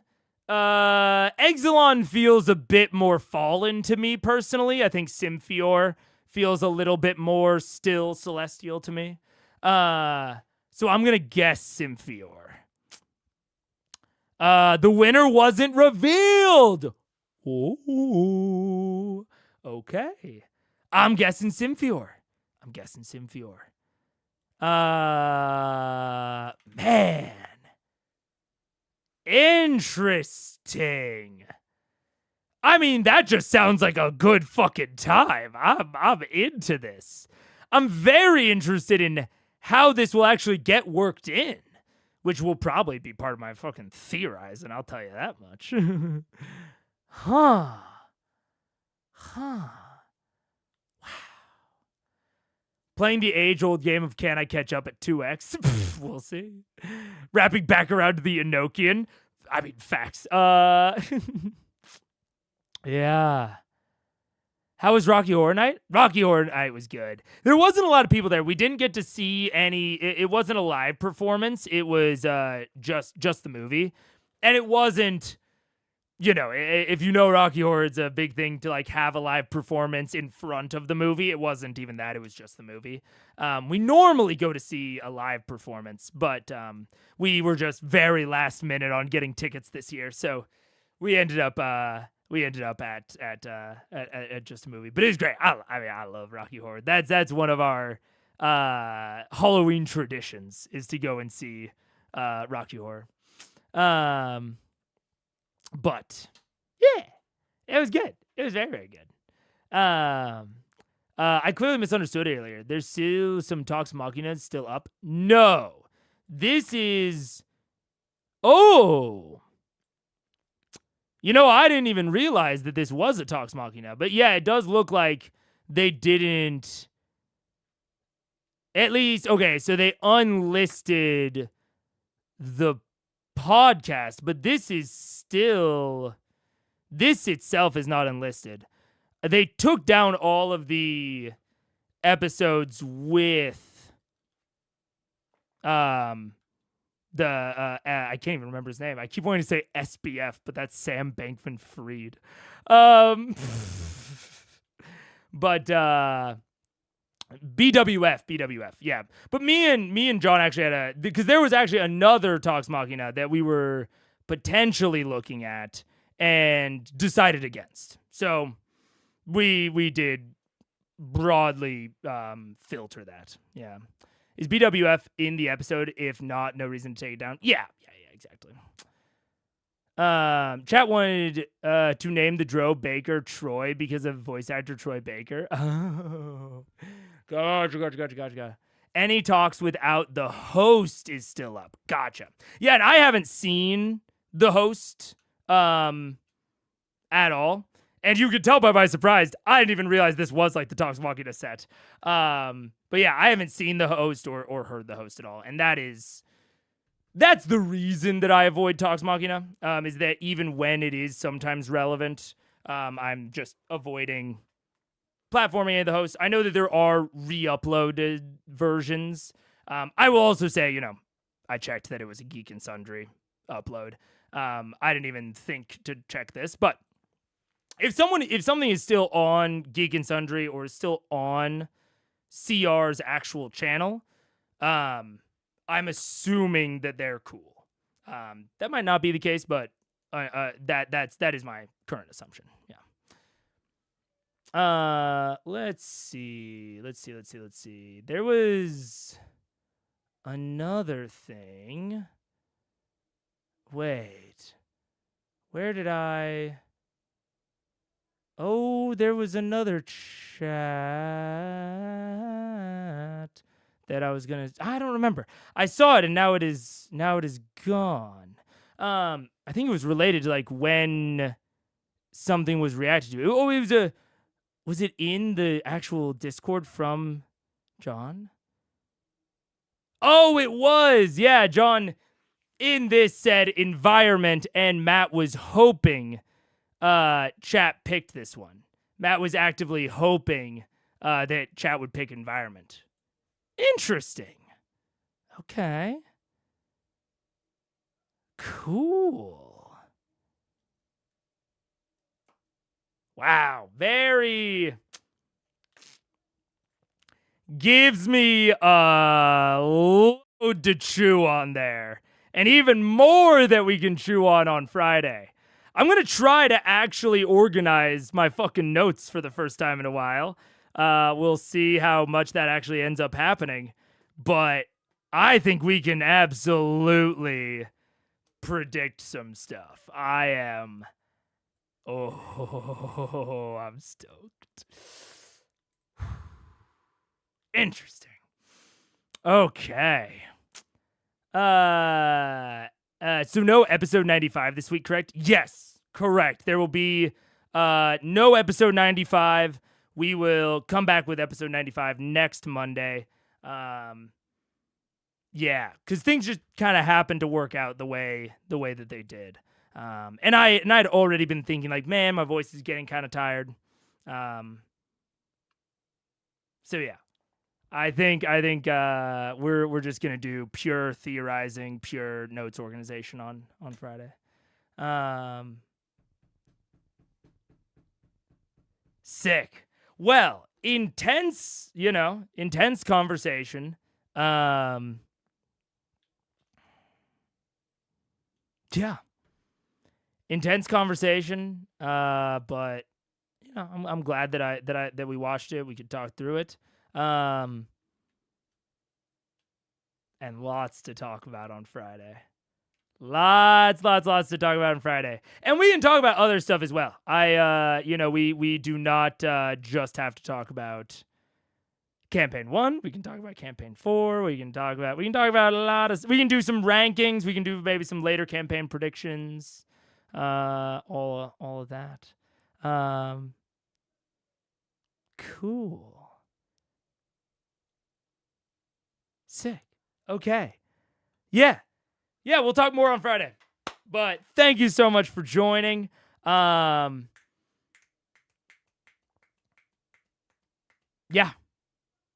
That's all I got. Thank you again. I will see you on Friday. And CR is really accelerating into the end of this. I am excited for what is coming next.